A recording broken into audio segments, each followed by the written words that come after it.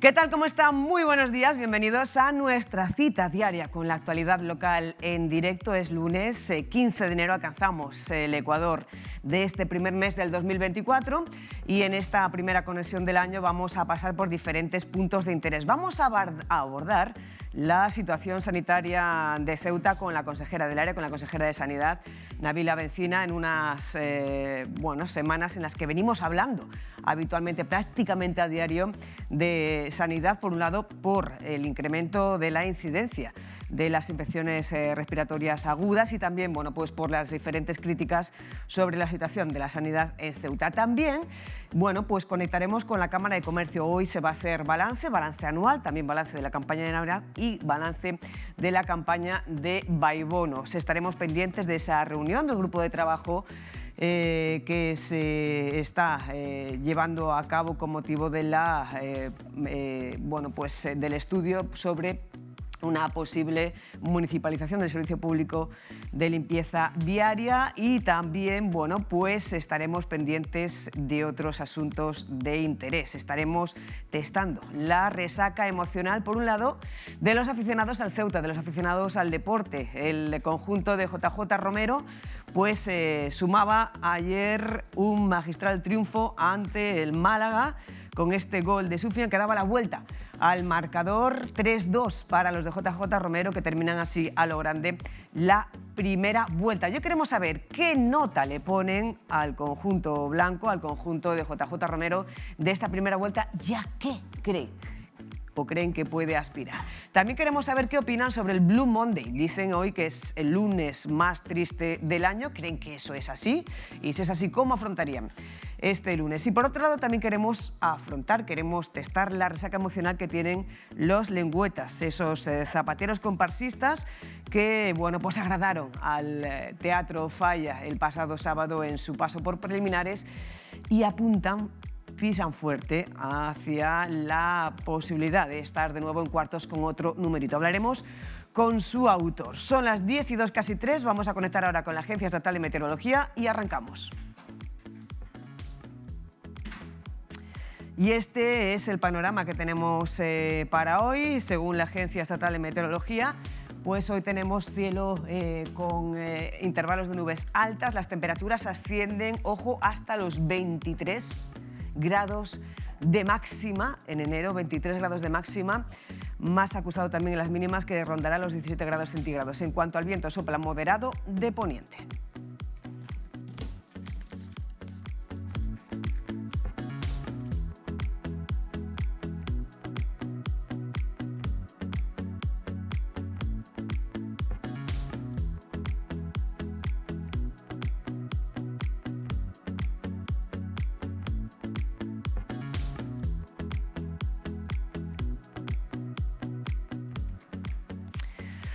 No llegamos a las 10 de la mañana y 4 minutos, lo acabamos de avanzar. Venimos hablando largo y tendido en las últimas semanas sobre la sanidad por varias cuestiones. Por un lado, por el aumento de las infecciones respiratorias agudas a nivel nacional y, por otro lado, por las diferentes reivindicaciones que hay en el ámbito sanitario desde médicos, Plataforma por la Sanidad Digna, las críticas a la situación de la sanidad pública en general aquí en Ceuta. Y vamos a hablar sobre todo ello con la consejera de Sanidad en Ceuta, Nabila Bencina. Muy buenos días. Hola, buenos días, Susana. ¿Qué tal? ¿Cómo estamos? ¿Cómo va todo? Muy bien, muy bien. Sí, seguimos trabajando en el tema de la sanidad, pero ahí vamos. Ahí vamos, un tema del que, como decimos, se viene hablando largo y tendido en las últimas semanas. Sí. Por un lado, por ese incremento de las infecciones agudas respiratorias y, por otro lado, por las diferentes críticas que hay acerca de la situación sanitaria aquí en Ceuta. Si le parece, vamos a repasar un poco cómo está Ceuta en cuanto a la incidencia de las infecciones respiratorias agudas. Sí. En la última semana del año Ceuta lo cerraba con 550,6, pero no aparecen los datos en el último informe publicado. ¿Tenemos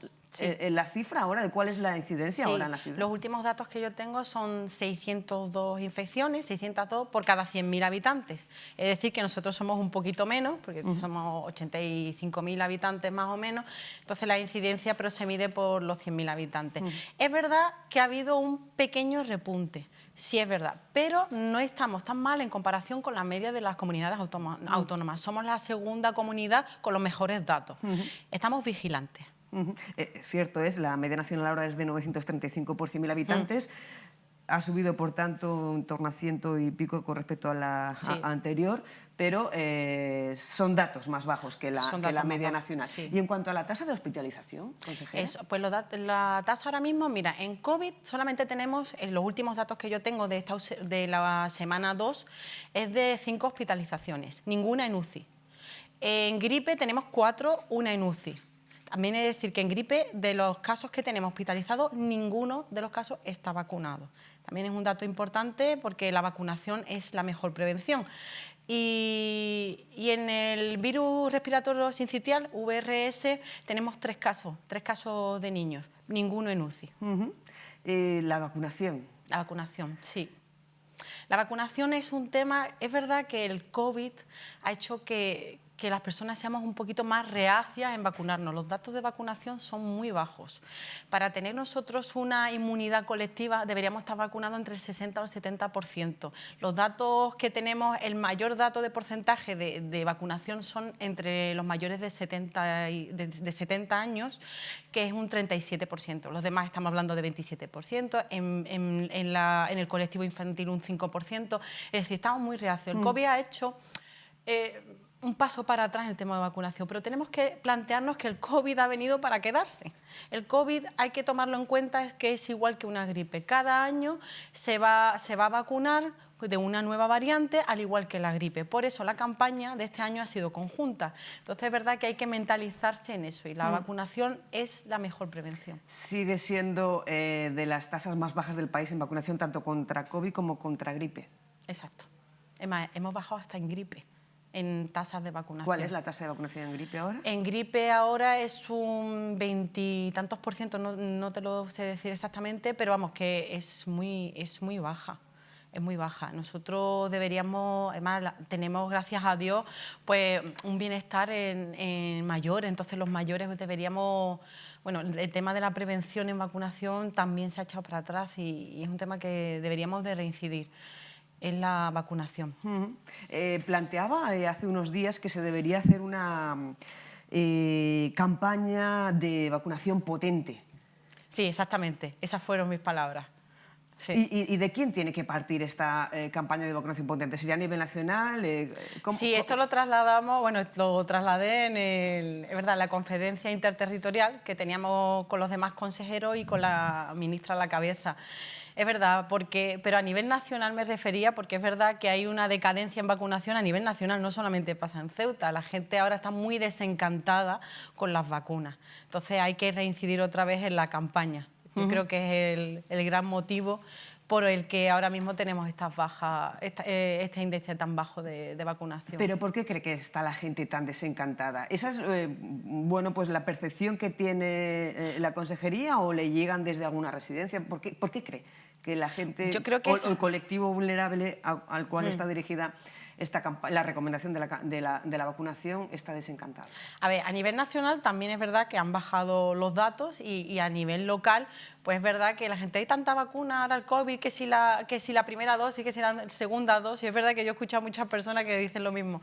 Pasa que tenemos que tener en cuenta que el COVID ahora mismo, el COVID es como una gripe, la sintomatología puede ser diferente, pero sí que es algo que va a ser anual y vamos a tener que vacunarnos a nivel anual. Entonces, mentalizarnos de otra vacuna más, pues eso es lo que a las personas pues todavía le cuesta. Por eso digo lo de una campaña de vacunación potente, pues que para que las personas entiendan el por qué hay que vacunarse. ¿Hay facilidades sí. en cuanto al horario? ¿No hace falta pedir cita previa? En el Hospital Militar está todos los días de 9:30 a 2 de la tarde. Exactamente. En los centros de salud de 8:30 a 2. Hasta las 5 de la tarde. Hasta las 5 es. Hasta las 5 de la tarde los centros de salud. 5 menos cuarto. Sí. Es decir, hay posibilidades las que queramos. Solamente hay que tener un poquito de iniciativa y mentalidad de prevención y también ese sentido de la responsabilidad, sobre todo, a lo mejor a nosotros no nos afectaría al colectivo joven no tanto, pero sí a nuestros mayores y al colectivo, pues, y también a los grupos de riesgo. Además de la vacunación, bueno, pues este incremento de las infecciones respiratorias agudas ha hecho que se tomaran decisiones y medidas desde el Ministerio de Sanidad. ¿Cómo valora? ¿Qué le parecen las medidas que se han tomado desde el Ministerio de Sanidad a la Consejería del área en Ceuta? ¿Le parecen bueno, pues, suficientes? ¿Le parecen acertadas? ¿Le parece que llegan en tiempo y forma? ¿Deberían tomarse otro tipo de medidas? ¿Qué le parece? A ver, nosotros es verdad que hubo una queja colectiva de los consejeros a la ministra porque es verdad que había que tomar medidas, pero las medidas llegan con un poco de retraso y también las medidas pues tienen que ser también adaptables a cada comunidad, dependiendo de los casos que tengan cada comunidad. Y la valoración, una cosa muy importante que también la trasladamos y yo también personalmente lo hice, que es la valoración de los técnicos. Nosotros sí podíamos aprobar las medidas sí o no, pero una valoración técnica, es decir, de los especialistas de salud, de la Comisión de Salud Pública, pues hubiera sido pues de las mejores medidas. ¿Por qué? Porque ellos son los profesionales, los que trabajan día a día y son los que saben qué medidas hay que tomar y cuándo hay que tomarlas. ¿Está de acuerdo con que sea la mascarilla obligatoria en centros de salud y hospitales? ¿Debería ser en más centros como, por ejemplo, las residencias? A ver, nosotros, según las incidencias que tenemos, desde la Consejería hemos trasladado nuestras recomendaciones a todos los centros sociosanitarios, además de los centros de mayores. Pensamos que hay que apelar a la responsabilidad ciudadana y sí que tiene que haber esa recomendación por parte de los trabajadores, porque es verdad que esos son personas vulnerables, grupos de riesgo, y hay que tener cuanto más medidas, mejor. ¿Considera que una recomendación es suficiente? Sí, porque como le he dicho antes, nosotros nos basamos todo a nivel técnico. No es una decisión que yo tome de forma unilateral. Siempre me reúno con el equipo e intento que me digan que sean lo más objetivos posible. Y si ellos piensan eso, que son los que lo valoran, pues...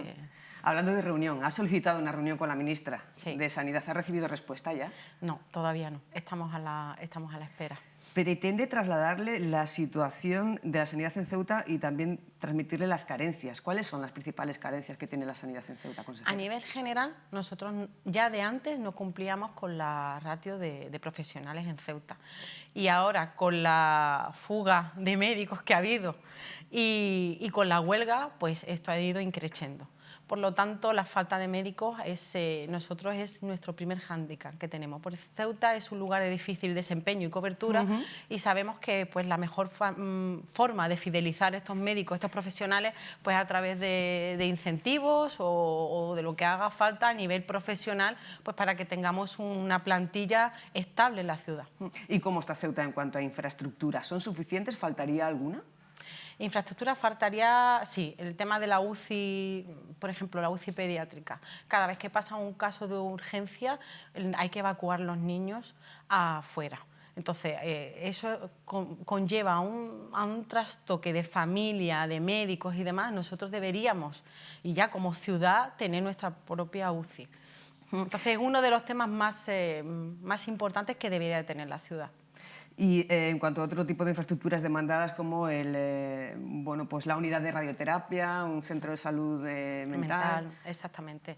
También está dentro de nuestras reivindicaciones. Además, el tema de salud mental creemos que también es algo muy importante, cosa que carece también la ciudad y es competencia del INGESA y del Ministerio.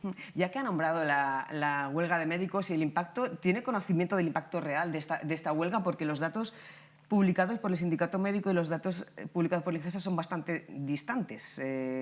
Por ejemplo, en cuanto a las citas canceladas, según el Sindicato Médico son 14.500, según el INGESA son 6.000 y 400 cancelaciones de intervenciones quirúrgicas según el Sindicato Médico y el INGESA 283.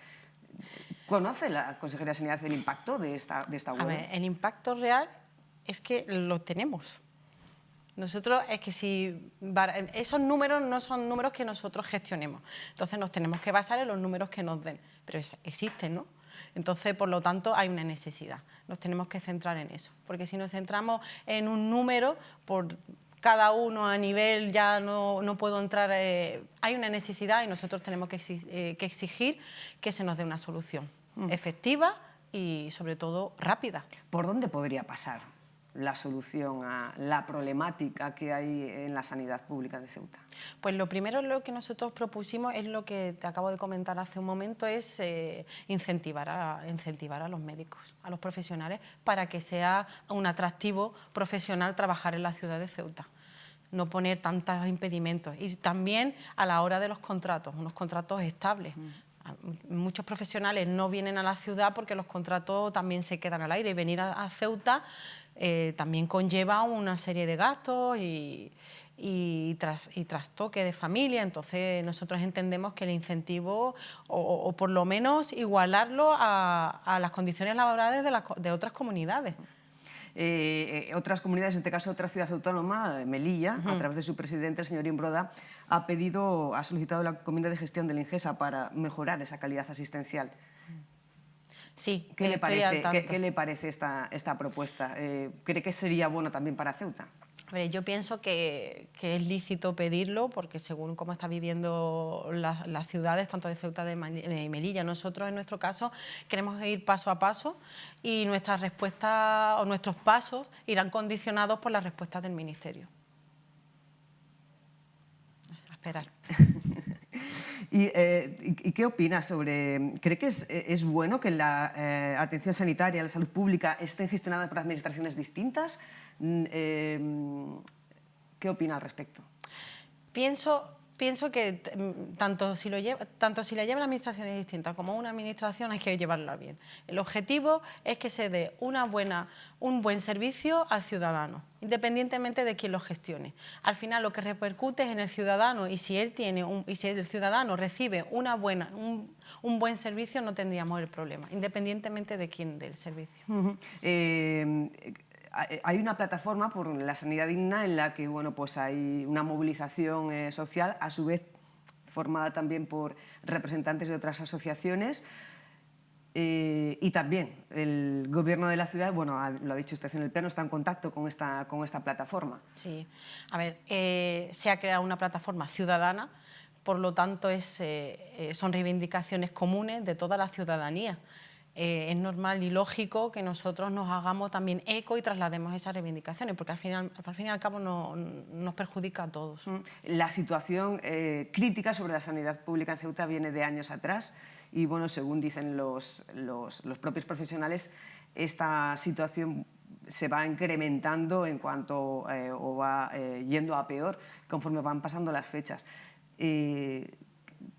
¿Estaría el Gobierno dispuesto a dar un paso más a la hora de solicitar mejoras en el caso de que no haya ningún avance por parte del Ministerio de Sanidad? Hombre, yo después de la reunión que tenga con la ministra tendré sabré firmemente cuáles son los pasos del Ministerio. Confiamos en que nos den esa solución, y si no, pues luego habrá que dar otros pasos. Pero vamos a ser cautos y a esperar al órgano competente que tome las decisiones oportunas y que sean las que realmente necesite la ciudad. ¿Confía en que vaya a ser recibida por la ministra? Sí. ¿O tiene la confirmación ya de que a falta de la fecha de confirmación? A falta de fecha, pero ella a mí me ha trasladado de que sí me va a recibir. Entonces yo espero que sea por motivos de agenda y cuanto antes podamos trasladar estas reivindicaciones. Pues estaremos muy pendientes de esa fecha y después de la posterior reunión y la respuesta que les dé a las reivindicaciones que tiene la ciudad autónoma. Yo también estaré muy pendiente de eso y de trasladarle todas las deficiencias de Ceuta, y sobre todo el sentir que tiene la ciudad. Y ya que ellos son competentes, deberíamos de ser nosotros. El Ingesa solamente tiene Ceuta y Melilla, gestiona las ciudades de Ceuta y Melilla. Nosotros deberíamos de ser pioneros en sanidad. Entonces, algo que ellos deberían de hacérselo saber. Pues Nabila Bencina, consejera de Sanidad, muchísimas gracias por compartir con nosotros estas primeras horas de la semana que arranca hoy. Volvemos a invitar a todas las personas, sobre todo a la población de riesgo, a vacunarse contra el COVID y contra la gripe, porque a nivel nacional, no solamente en Ceuta, se están incrementando el número de infecciones respiratorias agudas. Pues sí, la verdad que es algo muy importante, que las personas sigan confiando en las vacunas. Las vacunas es la mejor prevención. y ya hemos comentado los puntos de vacunación y gracias a Dios no somos los peores, pero podemos estar en mejores datos. Pues muchísimas gracias, consejera. A vosotros. 10:20, nos vamos a la Cámara de Comercio, donde, como les decíamos en el sumario, se está llevando a cabo una rueda de prensa, balance del año, balance de la campaña de Navidad y balance de los vaibonos. Interviene Joaquín Mollinedo, secretario general. De equipo tecnológico de cualquier sector relacionado para mejorar su competitividad, y estamos gestionando el Fondo Tecnológico de Ayuda al Comercio junto con la Ciudad Autónoma de Ceuta, en el que hemos tramitado ya más de 40 ayudas. El tercer bloque va relacionado con lo que hacemos en servicios especiales con las empresas, en el que la Cámara trabaja con todos los sectores. Nosotros somos una corporación de derecho público en el que representamos a todos los sectores y a todas las empresas de Ceuta que por ley pertenecen al censo de la Cámara. Respecto al tema del turismo, por su importancia, estamos trabajando en el tema del turismo MAIS. Como habéis dicho, como visteis hace poco, que hicimos una presentación de lo que era el turismo MAIS en España. Eso fue acompañado con 3 fan trip que estuvisteis cubriendo, tanto del tema de Andalucía como de las empresas que vinieron en el mes de marzo para conocer Ceuta. Las actividades deportivas, que ya son un clásico que patrocina la Cámara, como es el Anllera, la Congo Banllera, como es la carrera de la Serabullones, el Nordic Walk, y otros proyectos que este año hemos impulsado, como es la Semana Gastronómica, que luego la veremos también, o el tema de que estamos trabajando ya, que es en el nuevo proyecto de cruceros costeros, que ya lo presentamos en su momento, pero hasta que estamos empezando a ejecutar este año. Aquí tenemos aquí algunos de los ejemplos. Respecto a la comercio y la hostelería, sabéis que tenemos un servicio continuo con la hostelería y comercio, en el que ayudamos en el tema de terraza, en el tema de horarios, en el tema de cualquier aspecto que nos quieran plantear y trabajar conjuntamente. Pero aparte de eso, este año hemos vuelto a gestionar un vaibono en Navidad. Hemos impulsado la semana gastronómica por primera vez, la primera edición, que este año volveremos a realizar. Hemos trabajado en la Semana del Comercio, que es una tradición en nuestra ciudad, y las actividades de Navidad que acabamos de terminar de ejecutar este año. Bueno, hace más de este año, hace 15 días.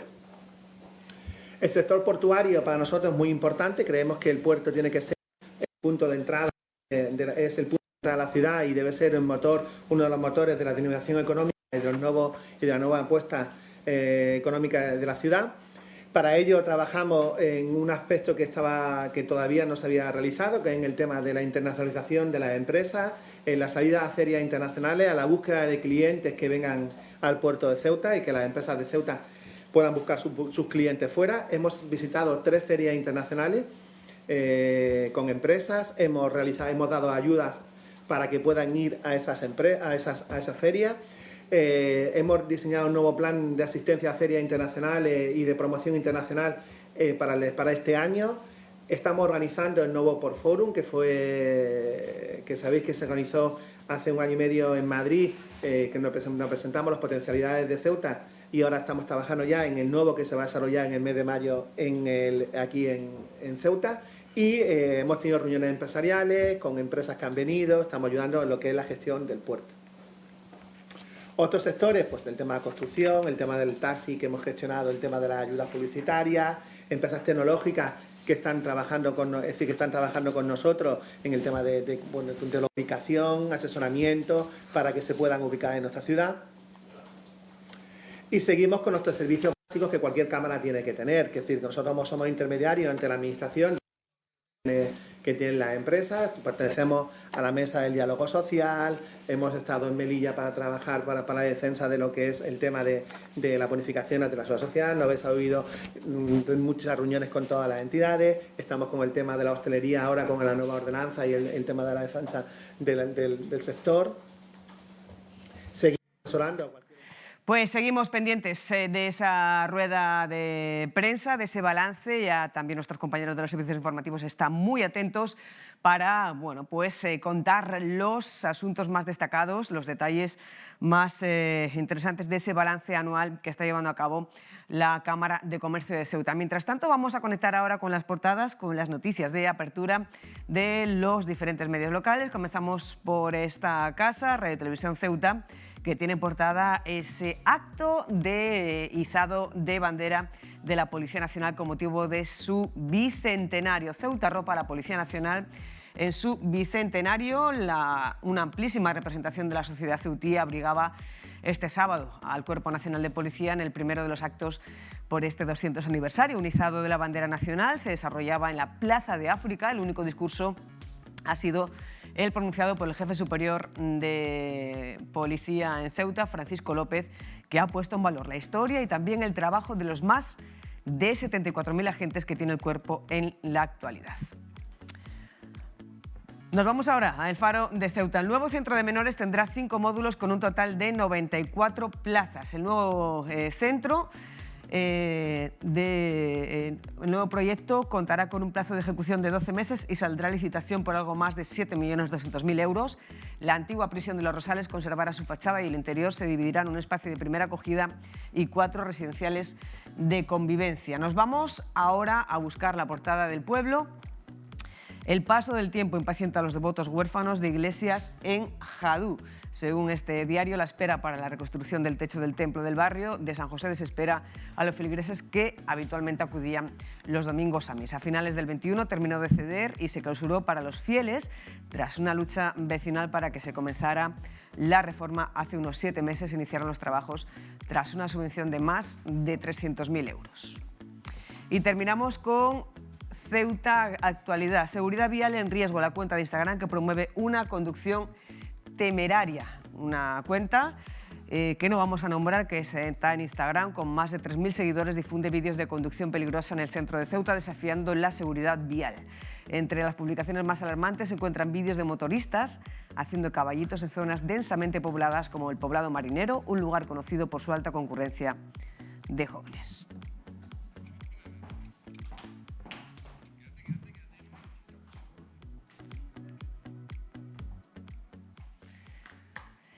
Y hoy dicen algunos que es el Blue Monday, el lunes más triste del año porque confluyen diferentes factores. Bueno, pues está frío, está oscuro, ya no hay fiestas en un largo periodo de tiempo, empiezan a llegar las facturas de las tarjetas de crédito de Navidad y varias cuestiones más. ¿Qué hay de realidad o de leyenda urbana en esto del Blue Monday? Ana Biazá, muy buenos días. Pues es lo que vamos a intentar averiguar, Susana. Buenos días. Pero vaya por delante esto. El psicólogo que estableció que este era el lunes más triste del año, Cliff Arnold, él mismo, que fundamentó además su afirmación con una fórmula matemática, que esto suena como muy científico, pues él mismo rebatió su propia teoría. Él mismo puso, no en cuarentena, sino que cuestionó que esto fuera cierto. En cualquier caso, hay ingredientes que pueden hacernos pensar que sí confluyan distintos factores que hagan que en esta época del año estemos especialmente tristes. Para saber cuánto hay de cierto en esto del Blue Monday hemos quedado con Isabel Morales, ella es psicóloga, y esa es la primera pregunta. Isabel, ¿existe el lunes más triste del año y es este lunes, 15 de enero? Buenos días. Buenos días. Pues bueno, yo no estoy del todo de acuerdo, no con encasillar únicamente un solo día, no como el más triste del año, puesto que, bueno, al final no es la realidad, no tiene fundamentación teórica esto que comenta, pero sí es cierto que me parece bien, ¿no?, que se permita hablar de la tristeza, ¿no?, y que nos permitamos como población estar tristes, ¿no? Y es lógico después de una temporada como son las Navidades, ¿no?, en las que estamos muy, muy alegres, ¿no?, hay reencuentros nuevos y, claro, nuestro cerebro tiene que regularse, ¿no? Es como cuando a lo mejor salimos una noche con amigos y nos tomamos un par de copitas, bailamos y estamos muy felices. Al día siguiente no estamos tan así, estamos un poco más decaídos, ¿no? Pues más o menos ocurre esto con enero, ¿no? Ese es el efecto que provoca. A la euforia de la Navidad, de esos encuentros familiares y con las amistades, es lógico que siga un tiempo, por lo tanto, de esa calma triste. Entonces, ¿por qué es bueno que hablemos de la tristeza? Pues bueno, porque yo creo que vivimos en una sociedad en la que nos exigen estar bien, ¿no?, en la que no se permite estar mal, en la que constantemente no nos escuchamos y, sobre todo, tenemos que ser fuertes, ¿no?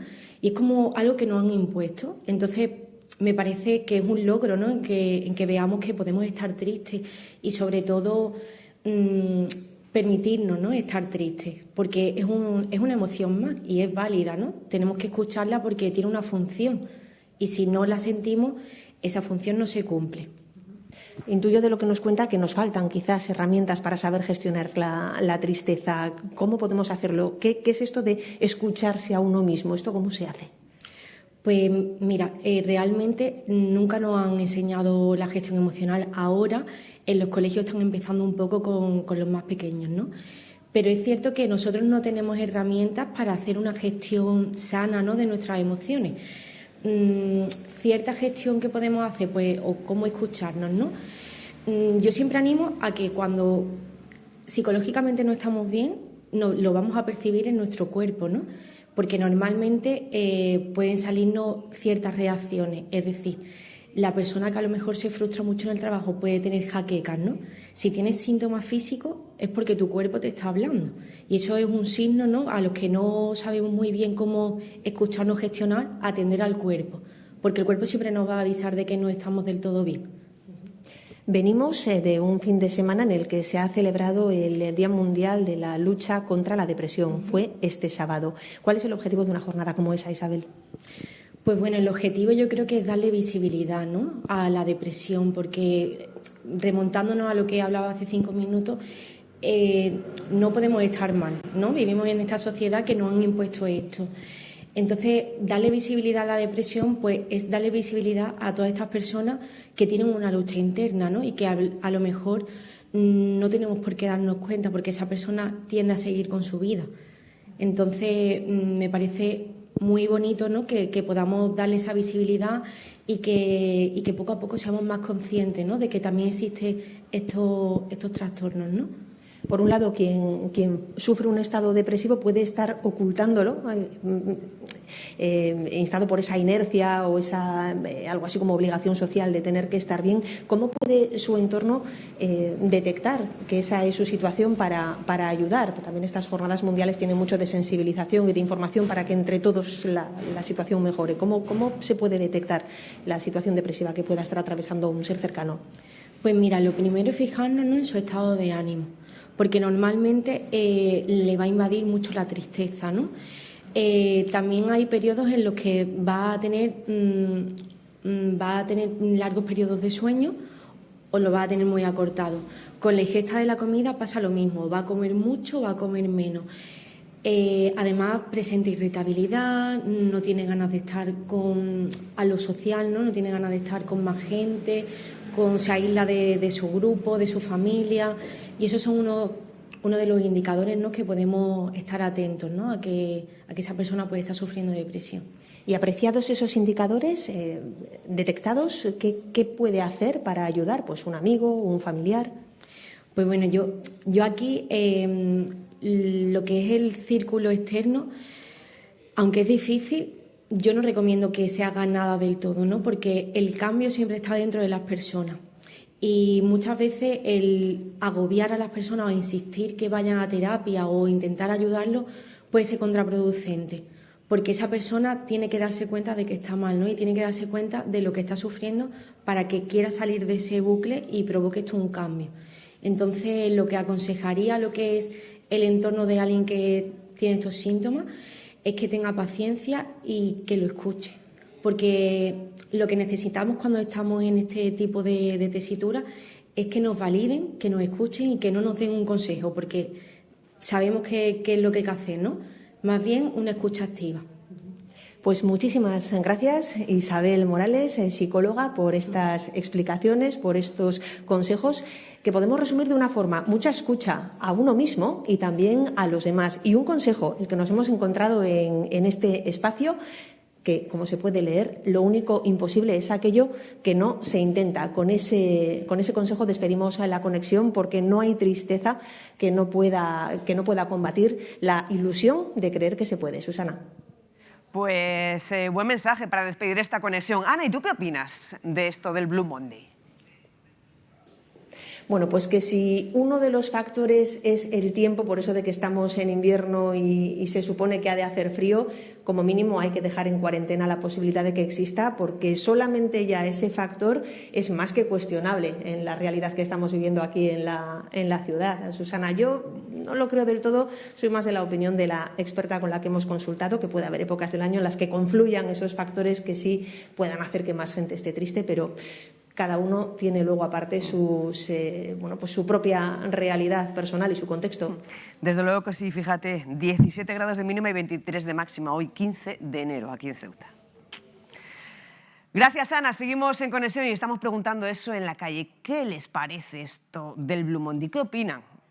¿Y cómo afrontan, en el caso de que consideren que es un día triste, cómo afrontan este lunes considerado por esta campaña es el lunes más triste del año? Vamos a verlo. Hoy se celebra el Blue Monday, o lunes más triste del año. Es una fecha que está a camino entre una acción comercial de rebajas y la ciencia. Nosotros hemos salido a la calle para preguntar a ver cómo llevan los ceutíes este lunes. Pues de momento como cualquier lunes, a ver cómo va pasando el día, pero vamos bien. Lo llevo muy bien de momento. Yo por parte un poquitín triste, por parte estupendamente, porque hoy empiezo mis vacaciones una semanita, con lo cual hoy muy triste no es. Yo lo llevo genial, y más hoy, estando con ella, suficiente. Bien, tengo que volver a mi casa, Italia.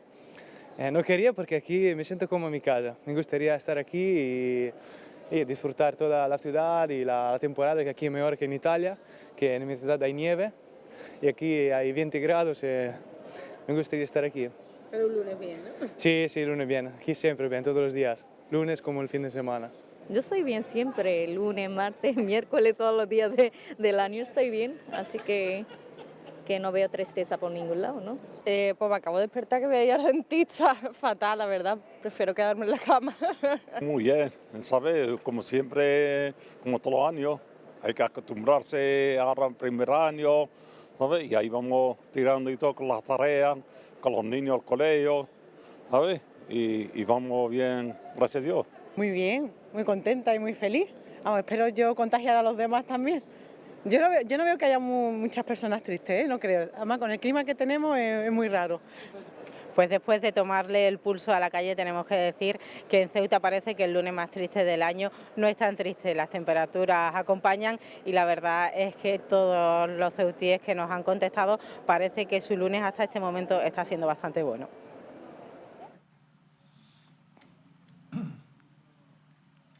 Pues gracias también a Alicia. ¿Y qué opinan nuestros tertulianos sobre este asunto, sobre el día más triste o el día más tonto del año? Agustín Fernández, ¿qué tal? Muy buenos días. Buenos días. ¿Es para ti un día triste hoy? Yo me parece que esta es la tontería del año, precisamente, porque además el propio psicólogo que emitió esa tesis luego se desmarcó de ella, porque es una operación, como decías antes, de marketing, de incitar a más gasto, para no conseguir absolutamente nada. Hay expertos incluso que dicen que hablar de ello pues claro, genera que haya gente que se ponga triste. Sí, Antonio Gil, muy buenas. Hola, ¿Estás triste tú? No, yo no. Casi nunca, vamos. Nunca estoy triste, la verdad es que no. A veces hay acontecimientos que te dejan un poco más, pero yo nunca.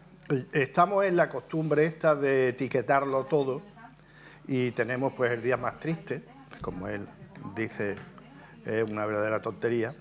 Y bueno, pues lo mismo que el día del suspiro y el día del llanto y el día de las tonterías que se dicen, y que todos los días tiene que tener un algo, ¿no? Y en este caso, etiquetar a un día como el día más triste me parece una solemne tontería. Ricardo Martínez, muy buenos días. Muy buenas. ¿Qué significa para ti el Blue Monday? Hombre, a mí no significa nada en principio, porque tampoco creo que haya un día más triste que otro dentro de los 366 días que tenemos este año. Pero sí que es verdad que había un estudio, que yo espero que nos hagan regalar nada ahora, los 15 de enero, pues ya los que nos faltaban. Pero sí que había un estudio que cuando ocurrían acontecimientos dramáticos que en una gran multitud, en un número importante de pobladores, tenía repercusión, una muerte grande o una catástrofe y tal, sí que había un estudio en el que se consumía mucho más, por ejemplo, objetos como mantas como carmines rojos, o sea, pintalabios de color rojo, como intentando la sociedad compensar eso. Yo espero que no vaya por ahí encaminado el intentar hacer un día del año como el día más triste o como que todo el mundo esté triste. Espero que no tiren por ahí. No, el psicólogo iba más a que si era los lunes, luego ya decían que no era el lunes, que era el martes, pero al final esto una campana de... Que es el lunes más lunes de todos los lunes. De marketing, ni más ni menos, y más en estas fechas en las que estamos, de rebajas, de demás. Todo es marketing y todo es incitar a la gente, pues eso, al gasto. La tristeza es cómo se te va, vete de tiendas. Vete de tiendas, saca la tarjeta. Marketing. Y marketing puro y duro, marketing puro y duro. Bueno, vamos a hablar de cuestiones ya que son de actualidad. Tenemos varios asuntos sobre la mesa. Si os parece, vamos a comenzar con el salario mínimo interprofesional, que se sitúa, después de ese acuerdo que alcanzaron gobierno y sindicatos, en 1.134 euros en 14 pagas, con lo cual serían 15.876 euros anuales, después de que el Gobierno haya pactado este viernes con los sindicatos, un incremento del 5% para este ejercicio, con el que se acumula una subida del 54% desde el 18, que ha permitido que el indicador llegue al 60% del sueldo medio a nivel nacional, algo que, por otra parte, preocupa a algunos expertos que proponen recuperar la doble escala del salario mínimo interprofesional para que no actúe como barrera de entrada a los jóvenes y luchar contra la pobreza laboral por otras vías. Agustín Fernández, ¿cómo ves tú la subida del salario mínimo interprofesional? En la situación de crisis en la que estamos, con los precios sobre todo de los alimentos, energía y demás, hace falta. Yo no puedo estar en contra, y creo que nadie sensato puede estar en contra de que se tenga que subir el salario mínimo interprofesional. Lo que hay que ver es cómo se ha hecho. Cómo se ha hecho, porque al final eso, ¿quién lo paga siempre? Esa es la clave, de quién lo paga y cómo se ha hecho. Yolanda Díaz saca, porque además la negociación, si recordáis, se adelantaron los empresarios ofreciendo un 3%, el gobierno empezó a hablar de un 4%, pues por aquello de siempre tiene que ir un poquito más de los empresarios, y los sindicatos aparecen con el 5%. ¿Yo qué es lo que me preocupa? ¿Qué veo detrás de esto? El problema que yo veo detrás de esto es, simplemente, a Yolanda Díaz le acaban de dar un revolcón en el Parlamento. O sea, de los 3 decretos que iban a votación, el que se cae es el suyo, porque Podemos le pasa factura. Ahí hay una venganza política que yo creo que nadie tiene duda de ella. Y le pasa factura. Entonces, ella tiene que hacer algo ahora para que se le note. Y lo hace, eso sí, consecuente con lo que es ella, que además no le gusta mucho que se lo recuerden. Yolanda Díaz es del Partido Comunista y ha actuado como tal. Así de simple. ¿Qué ha hecho? Empresarios, no quiere, me voy directamente con el sindicato y lo apruebo yo, porque tiene que dar a conocer su poder, tiene que restaurar o intentar restañar la herida que le ha hecho Podemos. Luego, al final, ¿qué problema hay? Pues como todo lo que hacen la gente, los comunistas, que es lo que es ella. Simplemente, que pague el que es rico. Pues mira, no. ¿Sabes quién paga? Yo nunca he tenido ayudas de ningún tipo, porque estaba en ese salario medio que ni vas para arriba a ser rico, ni eres el pobre, y no te dan ni una beca, ni una ayuda, nada de nada. Y somos los que pagamos. Por eso yo no estoy de acuerdo, no estoy en contra de que se haya subido el salario mínimo, que además se ha subido mucho últimamente, solo vosotros lo sabéis mejor que yo, sino de la forma en que se ha hecho. Hay que negociar empresarios y hay que tenerlos en cuenta, y los sindicatos, porque al final los empresarios son los que pagan. Y todo eso además lleva un coste en seguridad social, que no es los 50 euros que pueda subirle al trabajador, es la carga que lleva. Y eso lo estamos viendo, pues como ha pasado ahora con los becarios, que es un estatuto que lo que hay que legislar por la situación de los becarios. Y yo he tenido un hijo mío becario, haciendo la formación dual, y eso hay que organizarlo, eso hay que regularlo, porque al final abusan muchas empresas de tener esos becarios ahí a los que no les pagan ni un duro porque los van a formar. Y si es bueno, resulta que lo que está ocupando es una plaza, un puesto de trabajo, que les está saliendo prácticamente gratis. Todo eso hay que regularlo. Antonio, ¿estás a favor de la subida del salario mínimo interprofesional a 1.134 euros? Hombre, a mí me gustaría que fuese un poquito más, ¿no? Por varias razones, ¿no? ¿Alguien piensa que en este país se puede vivir con 1.134 euros? alguien piensa que se puede pagar, o sea, puede hacer planes de hipoteca, de asumir gastos, impuestos y llevar una vida medio normal con 1.134 euros, me parece un disparate que alguien piense que eso es posible, ¿no? Eso por un lado. Luego, por otro lado, a mí sí me hubiese gustado que el acuerdo se hubiese producido entre patronal, gobierno y sindicato. Entonces, eso sería lo ideal. Luego, por otra parte, tenemos que en nuestro horizonte, en el horizonte de los representantes sindicales, al menos tienen en vista la convergencia con el resto de los países que están por encima, en un nivel por encima del nuestro, ¿no? Y donde el salario mínimo interprofesional está muy por encima de esta cantidad, ¿no? Por lo tanto, tenemos que converger con el resto de los países europeos que están por encima nuestro. Esa es otra meta. Luego, hay otro aspecto más también con la subida del salario mínimo interprofesional, que no le afecta a todos los empresarios, ¿no? No le afecta porque en el momento en que un empresario está pagando por encima de ese salario, pues no le afecta. O sea, no hay que repercutir en costes, en este caso del capítulo 1 o en el coste de laborales como ocurre, ¿no? Por lo tanto, yo creo que es una decisión, y tampoco es, al hilo de lo que tú dices, una cuestión entre que si los comunistas lo proponen o no lo proponen, no. No por las razones que yo anteriormente he expuesto, ¿no? Y entonces, pues sí, me parece que este país, con una inflación que hace imposible, de hecho, en nuestro país se acuña el término de trabajadores pobres por estas circunstancias, por las circunstancias que los trabajadores no tienen para hacer frente a todos los gastos. De tal manera que hay estudios que evidencian que muchos de estos trabajadores tienen que acudir a los bancos de alimentos. Y me parece eso un disparate. Por lo tanto, todo lo que sea avanzar en la mejora del poder adquisitivo de los trabajadores tiene que producirse un amplio consenso. Y lamento la actitud, aunque la entiendo, de algunos empresarios. Ricardo, ¿estás a favor de que se haya subido el salario mínimo interprofesional hasta 1.134 euros? Bueno, me parece poco, teniendo en cuenta cómo ha ido subiendo el precio de la vida en general últimamente, pero es verdad que me escama un poco el tema de los empresarios, que se hayan revirado, porque es lo que dice Antonio, en realidad no hay tantísima gente que cobra el salario mínimo interprofesional, no hay un volumen de personas tan enorme como que vaya a causar una quiebra a los empresarios.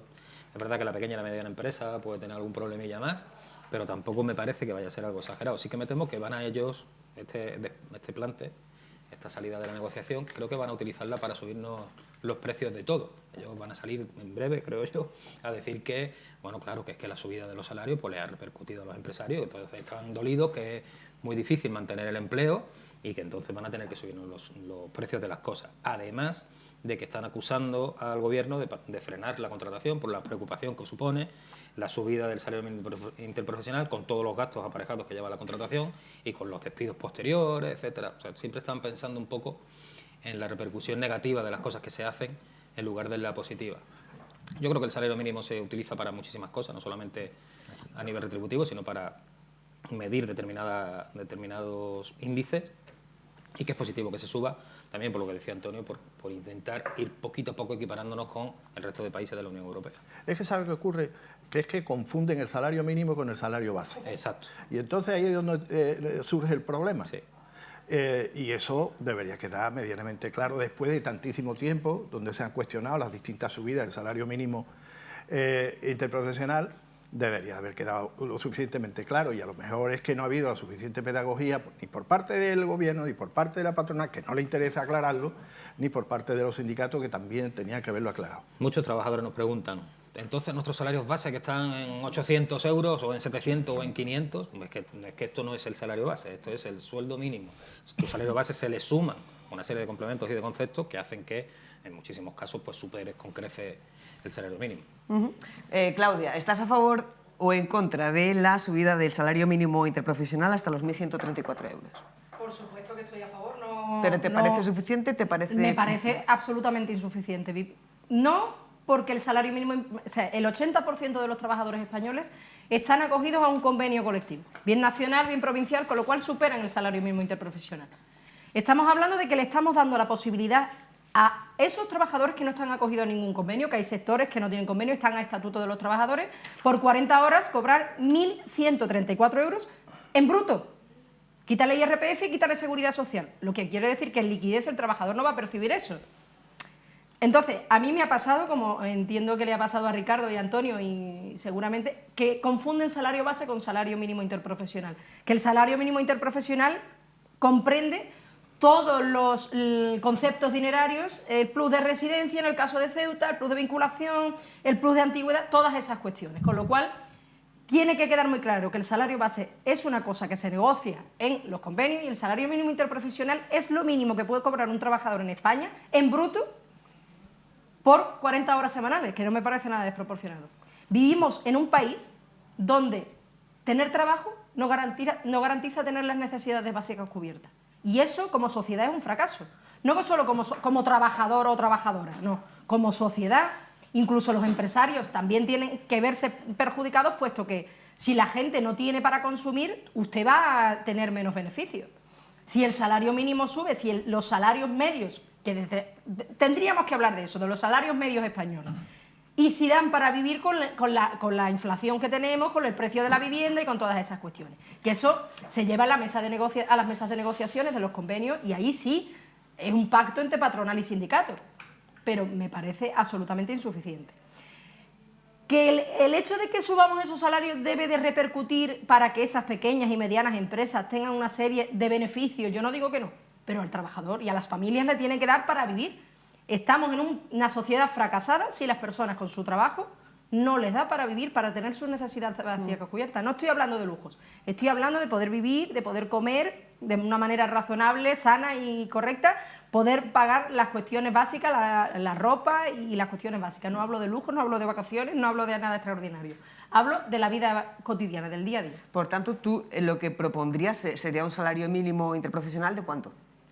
¿O cuál sería la solución para evitar esta situación que estás definiendo? Nosotros, o sea, desde el punto de vista sindical, yo creo que eso es una cuestión de la negociación colectiva. Nosotros cuando nos ponemos a negociar, nosotros lo que vemos es, o pedimos que nos den las empresas de una manera media, cuáles son las ganancias que puede tener el sector. Y tú tienes que ser objetivo. O sea, como queremos que todos los trabajadores ganen 2.000 euros, pero también tenemos que saber a las empresas que estamos hablando, ¿no? Porque mira, te voy a poner un caso muy simple de unos convenios que nos están costando mucho negociar, como es el de comercio y el de hostelería. El Pepe, que tiene una cafetería, tiene que pagar el plus de residencia y después hay muchísimas franquicias que tienen sus convenios propios, que negocian sus convenios a nivel nacional y no incluyen ese plus de residencia. Con lo cual a Paco le están haciendo una competencia desleal. Cuando esa empresa o esa franquicia, por implantarse en Ceuta, tiene unos beneficios fiscales que no tienen Algeciras, por ponerte un ejemplo. Eso se tiene que ver en algo. Entonces, una de las reivindicaciones de comisiones obreras, y entiendo que de cualquier organización sindical que esté implantada en Ceuta, es que el plus de residencia esté aprobado o esté incluido en el Estatuto de los Trabajadores o de alguna manera que sea obligatorio para los trabajadores, para las empresas que se afinquen en Ceuta. Porque quien sale perdiendo es el pequeño y mediano empresario. El comercio menor, el del calzado de Eva, el de este y el del otro. Y después las franquicias, que tienen sus propios convenios, las grandes superficies, los grandes supermercados, no incluyen esos conceptos dinerarios como es el plus de residencia. Y entonces me parece a mí que debemos de obligar a esos, ya que tienen unos beneficios fiscales por implantarse aquí en Ceuta. Y lo que hay que mirar no es el salario mínimo interprofesional, es cuál es el salario que requiere una familia o una persona para vivir de una manera decente, digna, simplemente es eso. ¿Y cuál creéis que es el salario que requiere una familia para vivir de una manera digna, Agustín? No, yo solamente un detalle. Yo no he empezado diciendo que yo sí estoy a favor de ese aumento. Lo que no me ha gustado es las formas.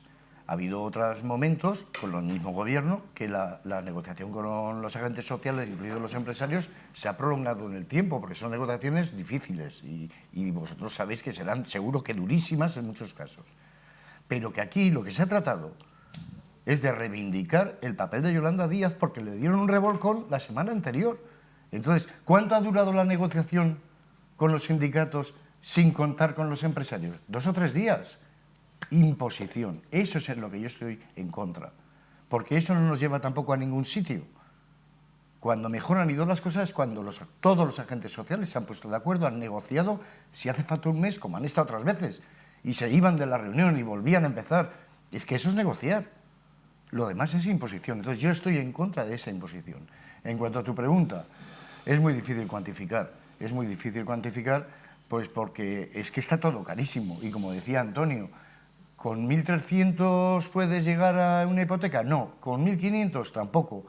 ¿Con 2.000? O sea, una persona con 2.000 euros en Madrid, el banco le da, siendo fijo, le da 140.000, como máximo, 140.000 de límite para pedir un crédito hipotecario. En Madrid. En Madrid con eso no compras ni un apartamento de 10 metros. Entonces, claro, ¿pero cómo se soluciona eso? Pues cuando la economía... Bueno, en Ceuta, exactamente, en Ceuta igual, porque los límites que le va a dar el banco van a ser muy similares. Y hablamos de una persona que cobra 2.000 euros. Entonces, ¿cuál es el límite? Es muy complicado. Tiene que ir la economía muy bien, que eso dé margen a los agentes sociales a negociar subidas, y luego el tema de impuestos. La carga impositiva hay que variarla, en mi opinión. Las clases, o sea, esos sectores que ahí siempre está, bueno, la negociación política de si es de hasta 40.000 euros o menos de 40.000 euros o son 15.000 euros. Una persona con 25.000 euros al año brutos, que ya está pagando un IRPF importante, le quitas IRPF, le quitas Seguridad Social, le quitas y demás, ¿cuánto le queda neto? Una persona de 25.000. Pues es que al final con eso no se puede ir nada más que a comer todos los días y vivir en casa de los padres. Si es que esto no da para más. Pero es una situación que es la economía en general del Estado la que tiene que sacar el tema adelante. Antonio, ¿qué opinas sobre esa preocupación que dicen tener algunos expertos de que esta subida y que ha supuesto, bueno, pues que el salario mínimo ya rebase el 60% del sueldo medio, pueda ser una barrera de entrada a los jóvenes y también para luchar contra la pobreza laboral? Bueno, yo creo que es que no tiene ningún fundamento, ¿no? Este criterio, esta conclusión a la que llegan, no tiene ninguna base real. Quiero decir, estos son los antiguos, las antiguas mentes que pensaban que el modelo chino era aplicable en nuestro país, trabajadores pobres, ¿no? Y daño, realmente daño, quien le hace daño a la clase trabajadora, porque puso como objetivo cargarse a las organizaciones sindicales, fue la reforma del 2012 de Mariano Rajoy, ¿no? Esa fue muy nociva, fue letal prácticamente para la clase trabajadora, para los sindicatos, con una pérdida de derechos extraordinaria, ¿no?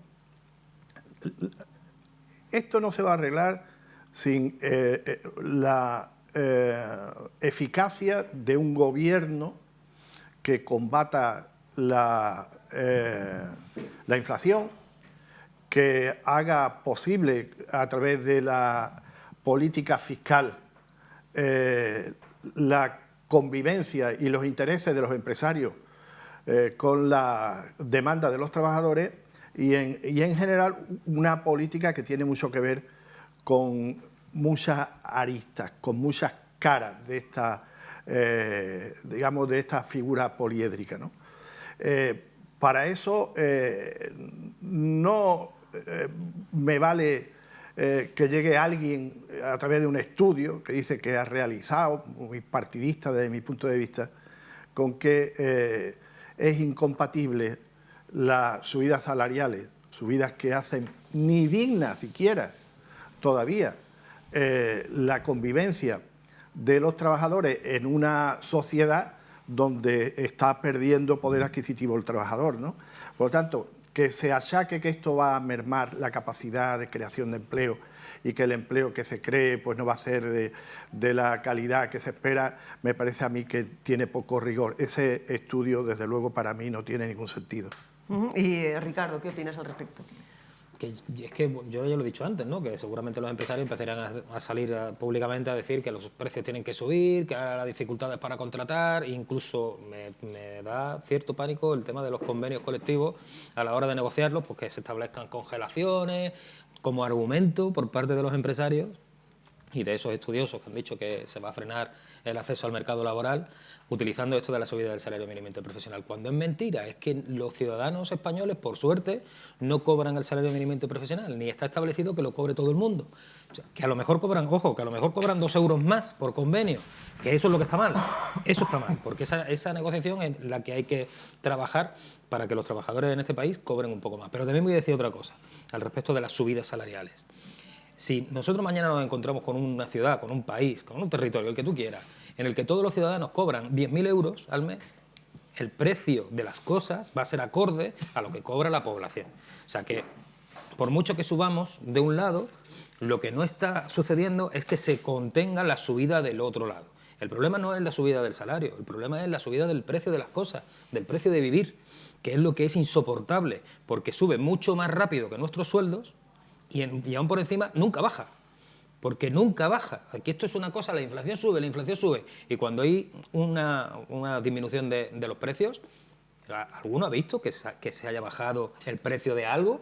Bajan el precio, ni siquiera las hipotecas, o sea, ni siquiera la vivienda, por lo menos en un territorio como el nuestro, con la crisis tan grande que hubo relacionada con las hipotecas, y no hay manera, no bajan los precios de la vivienda. ¿Por qué? Pues porque mientras que hay demanda, la oferta sube, o sea, el precio de la oferta sube. Tan sencillo como eso. Subir el salario mínimo interprofesional está muy bien, porque es cierto que es un índice para otra serie de cosas. Pero la realidad es que mientras que los precios no bajen, por mucho que subamos los sueldos, pues vamos a estar ahí chocando contra un muro. ¿Tienes alguna cuestión más que aportar sobre este tema? Pasamos a otro asunto. Yo lo único que en España hay expertos de todo. Hombre, a mí me gustaría saber, cuando dicen los expertos ¿quiénes son?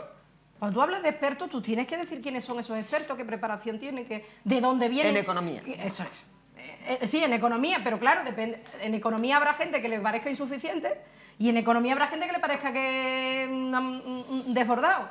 Entonces, no estamos... Es como los epidemiólogos, ¿no? Cuando estábamos en la pandemia, que hay memes incluso ahí de epidemiólogos, vulcanólogos y cosas de esas. Pues esto es así. En España hay muchos expertos en muchas cosas cuyos nombres no conocemos y mucho me temo que hay una cuestión partidista o ideológica o porque no te parece bien el gobierno de turno, lo que sea, y hay cosas que deben de ser objetivas. Es que lo que hacen es coger valores que no se corresponden, pero que sí llegan a la conclusión que ellos quieren que lleguen. Claro. Nada más, esa es la idea que tienen, ¿no? Coger valores que den ese resultado. Bueno, vamos a hablar ahora de los acuerdos alcanzados entre el PSOE y Junts. La semana pasada les mostrábamos aquí en la pública esa preocupación del presidente de la ciudad, Juan Vivas. Se entiende que suponen una grave vulneración de los principios constitucionales de igualdad entre todos los españoles y de solidaridad en beneficio de la cohesión territorial. Pedía Vivas una convocatoria de conferencia de presidentes para abordar el impacto de estos acuerdos en el resto de territorios españoles. También lo hacía en este sentido, también se pronunciaba en el mismo sentido el diputado en el Congreso, Javier Zelaya. Por otro lado, también escuchábamos el viernes a la delegada del Gobierno, que no quería entrar en valoraciones políticas respecto a estas declaraciones de Vivas, pero sí ratificaba que la inmigración es un asunto de Estado. Y este fin de semana, el presidente del Gobierno, Pedro Sánchez, aseguraba en una entrevista en El País que las cuestiones vinculadas con la expulsión de los inmigrantes están residenciadas en la Administración General del Estado. Vamos a escuchar brevemente estas tres opiniones y a la vuelta les preguntamos a nuestros analistas de hoy. Los acuerdos alcanzados entre el PSOE y Junts en el día de ayer y que han sido objeto de una amplia difusión en los medios de comunicación nacionales constituyen, a mi juicio, una grave vulneración, y diría que lamentable, de los principios constitucionales de igualdad entre todos los españoles y de solidaridad, una solidaridad que debe de estar siempre en beneficio de la cohesión territorial y no al contrario. Además, en el caso de Ceuta, y como presidente del Gobierno de esta ciudad, me resulta especialmente preocupante lo acordado en materia de inmigración, por cuanto que ello puede poner en riesgo, si no quebrar, la unidad de acción en un asunto que por razones obvias y además de plena actualidad debe de ser un asunto de Estado, categóricamente de Estado y en el marco de una política común europea. En consecuencia, por todo ello y por todo lo que está ocurriendo últimamente, cuando se habla de balanzas fiscales, de condonaciones de deuda, creo que debería de convocarse y de celebrarse una reunión urgente de la Conferencia de Presidentes en la que todo esto fuera abiertamente tratado, siempre desde la absoluta lealtad institucional, con voluntad constructiva y al servicio de los principios y valores que se establecen en nuestra Constitución. La inmigración es un asunto de Estado. En lo que respecta a Ceuta no va a haber problemas de cooperación y solidaridad entre comunidades y de igualdad. A los hechos me remito. Tenemos un CETI con los niveles más bajos de ocupación. Las materias vinculadas con la expulsión de los migrantes están residenciadas en la Administración General del Estado. Si es que tenemos un pacto de migración y asilo firmado con Europa, donde a lo que vamos precisamente no es una centrifugación, sino una mayor coordinación de las políticas de migración. Pero, insisto, es que esto no es que lo diga yo, es que lo dice la Constitución, lo dice el Estatuto de Autonomía de Cataluña y lo dice el Pacto de Migración y Asilo que acabamos de firmar hace 2 meses. La cuestión es, ¿vivimos en un Estado autonómico, sí o no? ¿Nos creemos realmente que vivimos en un Estado autonómico, sí o no? Porque si nos creemos que vivimos en un Estado autonómico, lo que no podemos es concebir que las transferencias, que las competencias compartidas entre la Administración General del Estado, el Ayuntamiento y las comunidades autónomas es una cesión y un chantaje. Bueno, empezamos ahora por el lado, a mi derecha. Claudia, ¿qué opinión te merecen? Bueno, pues todas estas, primero la preocupación del presidente Vivas y luego las reacciones que escuchamos a continuación. Bueno, tenemos que contextualizar la situación, ¿vale? Junts será un partido independentista, pero Junts viene del antiguo CiU y CiU era la antigua derecha catalana, la burguesía catalana de toda la vida, con lo cual es ideológicamente de derecha. Con lo cual, obviamente, en muchas cuestiones no van a estar muy lejos ideológicamente del Partido Popular, de Vox o de las ideologías liberales económicas y de las cuestiones en materia de migraciones, al igual que cualquier partido de derecha, solo que quieren la independencia de Cataluña, es la única diferencia. Pero eso es así. A la vista está que Esquerra Republicana de Cataluña no va por esa línea. Esquerra Republicana es izquierda y lo ve las cosas de otra manera, ¿no? Entonces, las exigencias que vaya a tener Junts, porque esto es campaña pura y dura, puesto que este año vamos a celebrar, o se van a celebrar elecciones en Cataluña, es que están haciendo campaña y están usando al Estado, obviamente, habida cuenta de que son los que han hecho posible que el presidente del gobierno sea nuevamente presidente del gobierno. Pues esto es lo que nos queda y mucho me temo que si esto no cambia, la legislatura muy larga no va a ser. Porque si a todos los chantajes del independentismo catalán, bien sea por la ideología de derecha o por la ideología de izquierda, no puede decírsele que sí. Se le han dicho ya muchas cosas que sí, no sé dónde va a estar el límite. Creo que hay cuestiones fundamentales y no podemos perder la perspectiva de que la migración, las políticas migratorias, tienen que llevarse desde el Estado y eso es algo que es indiscutible. El señor Sánchez dice una cosa, evidentemente también en materia de campaña, porque estamos en campaña permanente, la oposición dice otra completamente diferente y el señor Vivas pues está en la línea de la oposición a la presidencia del gobierno y entiendo su preocupación, pero no es menos cierto que si en vez de pedir esas medidas Junts lo hubiera pedido Vox o el Partido Popular, nos estaríamos rasgando las vestiduras. Pero que la gente no se asuste, que es la derecha catalana, la burguesía catalana de toda la vida. Que eso es los privilegios de los ricos, punto. Eso es así, no hay otra cosa. Ricardo, ¿entiendes la preocupación por un lado y por otro lado? ¿Crees que la legislatura va a ser corta, como dice Claudia? No, yo creo que Pedro Sánchez aguanta lo que él quiera aguantar, porque además lo estamos viendo que es un estratega fabuloso. Pero con respecto a la preocupación de Juan Vivas o del presidente de la ciudad, con respecto a... Primero vamos a saber cuál es el contenido real de exactamente qué es lo que pide Junts, porque efectivamente las políticas migratorias siempre han sido políticas de Estado y obviamente de la Unión Europea. Y estaría bueno, primero, que Junts ni siquiera gobierna en Cataluña, eso para empezar. Y segundo, que habría que ver qué comunidad autónoma es capaz de intentar saltarse alguna normativa o algún marco jurídico, ya digo, ya sea español o sea europeo. Hay otras muchas políticas, que yo no estoy defendiendo que se haga esta transferencia, pero quiero saber qué es exactamente lo que han pedido. En cuanto a qué competencias van a tener, porque hay muchas, por ejemplo la de la Policía Nacional, que es de las pocas que queda en el territorio catalán, o que de las pocas competencias que aún mantiene, que es la frontera. Entonces no sé muy bien qué es exactamente lo que quiere Junts. Me gustaría saber cuál es la letra pequeñita de todo el acuerdo, ¿no? Entonces no sé muy bien el presidente de la ciudad exactamente qué es lo que teme. ¿Teme que nos den a nosotros esa competencia? ¿Qué teme? ¿Teme que nos quedemos sin algún tipo de ayuda que pueda venir de alguna parte para utilizarla en política de inmigración? Porque a lo mejor van un poco los tiros por ahí, no lo sé muy bien. No lo sé muy bien porque ya digo que no he terminado de ver la letra pequeña. Pero hay otras muchas competencias que son importantes o que son trascendentales para la vida en este país, también la inmigración, evidentemente, como es educación, sanidad, justicia, y están transferidas. Están transferidas. A la derecha, a la izquierda, al centro, a todo el mundo está transferido, con independencia de que esas políticas de cada uno de los territorios cambien. Y ahora, inmigración, ¿qué está? ¿Por encima de la educación, de la sanidad?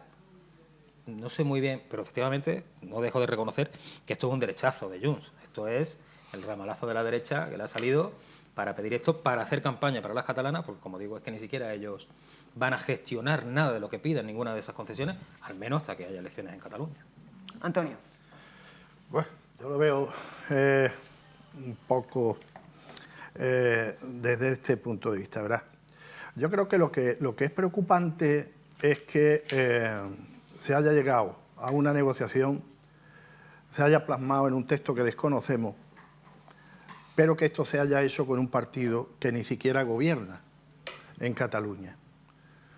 O sea, no es fruto de la negociación de la Generalitat con el gobierno central, es fruto de una negociación interesada de un partido político que ni siquiera gobierna y donde precisamente habita el Le Pen español. Por lo tanto, a mí esto no me gusta, y como no me gusta a mí, no le gusta, yo creo que a la mayoría de los españoles, ¿no? Luego, habrá que ver cómo se hace compatible el artículo 149 de la Constitución, que es donde residen todas las competencias en materia de extranjería, con el 138, creo que es, del Estatuto de Autonomía catalán, que en su día fue llevado al Tribunal Constitucional y limitó las competencias que debiera tener esa comunidad autónoma, que es la misma que la que tiene Andalucía, y que es lo que actualmente tiene. Entonces, habrá que analizar, más allá de las conclusiones del tribunal, qué es lo que se le cede en este momento. Y eso es preocupante. Y es preocupante porque a día de hoy lo desconocemos y porque fundamentalmente se está tratando con un partido político que ni siquiera tiene el gobierno en esa comunidad autónoma. ¿Crees que se va a terminar la legislatura, que va a durar 4 años, o crees como Claudia que no? Bueno, decía Napoleón, o dijo Napoleón, que él, a la vista de la propuesta de un general que tenía que liderar en una batalla, le preguntaron y dice, yo sé que es bueno, dice, pero tiene suerte, y la suerte la tiene Pedro Sánchez. Pedro Sánchez tiene una suerte tremenda. Y con esa suerte yo no sé si le va a dar para 4 años, o le va a dar para 3 o le va a dar para 2, no lo sé. La verdad es que no lo sé. No lo sabes. Agustín. Bueno, yo cuenta. creo que Pedro Sánchez no es una cuestión de suerte, lo que no tiene es límite. No tiene límite, no tiene palabra. O sea, es que podremos estar aquí perdiendo toda la mañana con calificativos de ese tipo. No tiene límite. Y va a 300 por hora y te estrella, pero es que este no se estrella. Bueno, no se estrella de momento, porque está cediendo en todo.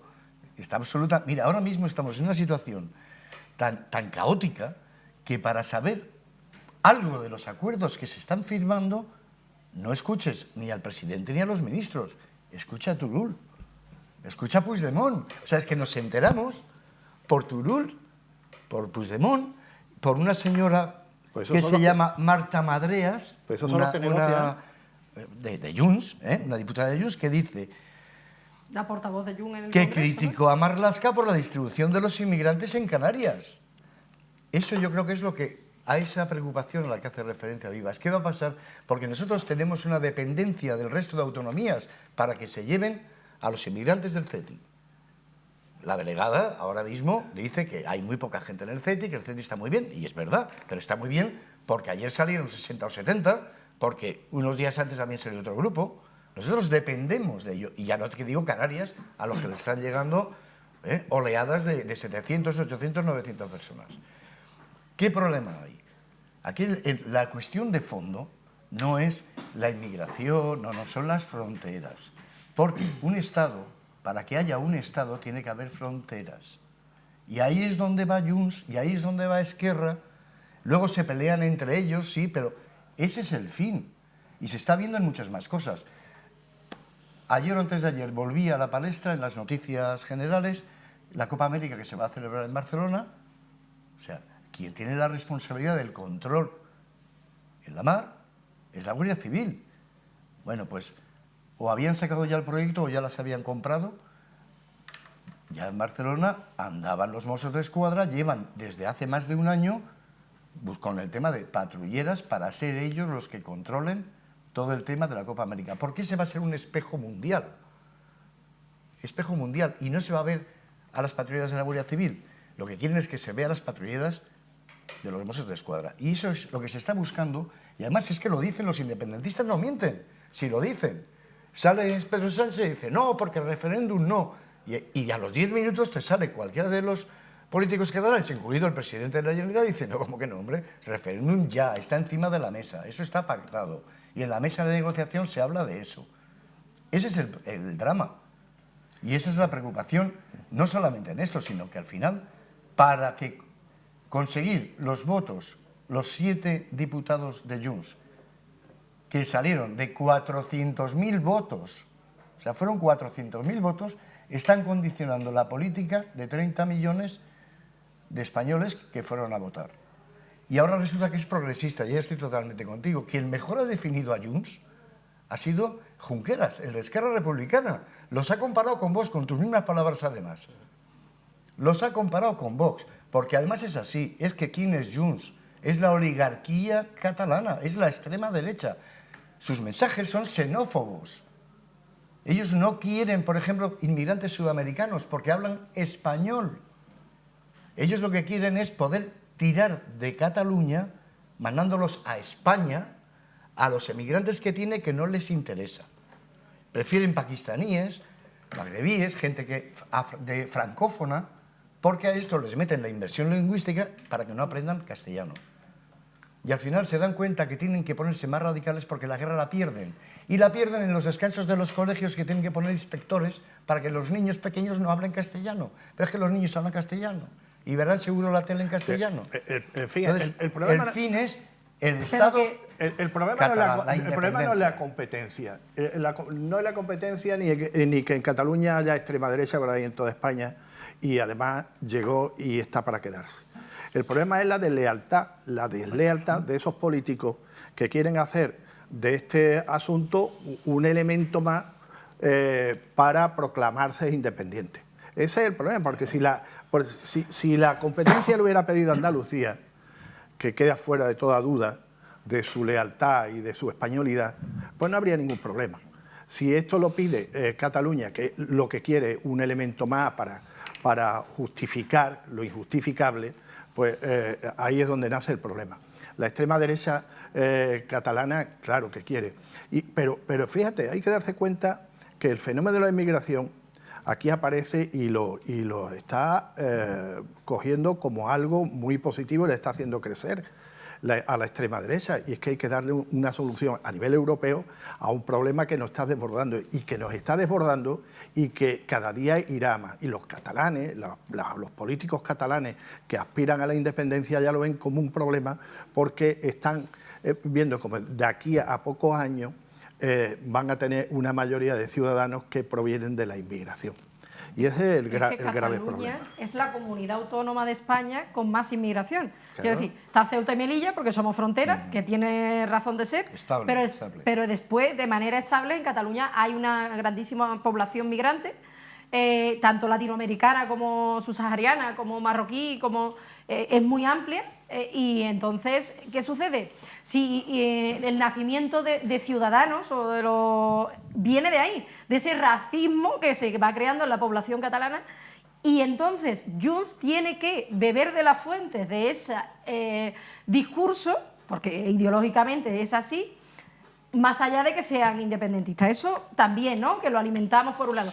Pero que estamos hablando de que todo esto es hacer campaña para las elecciones de Cataluña, desde el primer momento, en cualquier cosa que estemos hablando, que ellos pidan, que ellos reivindiquen. Si no están gobernando, efectivamente están haciendo campaña futura porque los ciudadanos quieren escuchar ese discurso que ellos mueven, ¿no? Pero hay otro tema, y es que no perdamos de vista lo que ocurre en el País Vasco. Porque en el momento que se habló de que las concesiones de la inmigración a Cataluña, automáticamente salió el PNV y dijo, y para mí también. Es que claro, en el País Vasco también si los dos tensan, el PNV también. Y lo que consigue uno lo reclama el otro, y lo que consigue el otro lo va a conseguir el uno, ¿hasta dónde está el límite? El PNV ya lo tenía firmado. Claro. Y no sabemos lo que ha firmado con Bildu. Agustín, 11:21, nos quedamos sin tiempo y no quería despediros sin preguntaros por la primera vuelta del Ceuta, el partido de ayer, esa victoria con remontada incluida al Málaga, 3-2 para los de JJ Romero y, bueno, pues una primera vuelta que finaliza a lo grande y con un buen sabor de boca. ¿Qué te parece? Hombre, pues fíjate, iban perdiendo, fueron 1-2. Empezaron ganando, 1-0, remontó el Málaga, 1-2. Volvieron a remontar.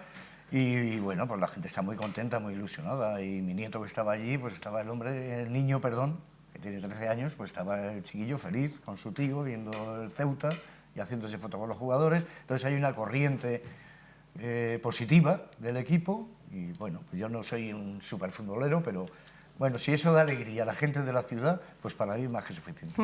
Antonio, ¿cómo viviste tú ese 3-2 y qué valoración, qué nota le pones a la primera vuelta del Ceuta? Bueno, parece ser que la labor del entrenador está siendo muy eficaz, ¿no? Porque está obteniendo unos resultados por encima de las expectativas. Ayer venció y, bueno, yo desde mi casa escucho cada vez que meten un gol, se oye aquello como... Y ese momento donde se escuchaba la celebración de un gol, pues a mí me estimulaba, me gusta. Me gusta que la gente se divierta y me gusta que el deporte ceutí triunfe en todos los campos. Pues nada, muy bien, me alegro por todos los futboleros. No me habéis dicho ninguno de los dos la nota de la primera vuelta, Agustín. ¿Cómo la nota? Nota media, está entre el descenso a 12 puntos. No, ¿qué nota le pones y tú? entre el primero está a 8. ¿Cómo valoras? Un 7. Un 7, notable. Sí. Un notable. Sí. Ricardo, ¿cómo has vivido la victoria y qué nota le pondrías a la primera vuelta? Yo no sigo nada del fútbol, pero es verdad que lo escucho desde casa a voces a tope. Ayer Sí, sonó... ayer se escuchaba bastante bien, vamos, porque entraba por toda ¿Cómo la casa. Yo vivo en el tú mixto. desde tu casa el 3-2? Vivo en el mixto. Que se vino abajo el Murube. Que estoy en el quinto pino y se escucha como si estuvieran al lado, o sea que se oye con bastante potencia.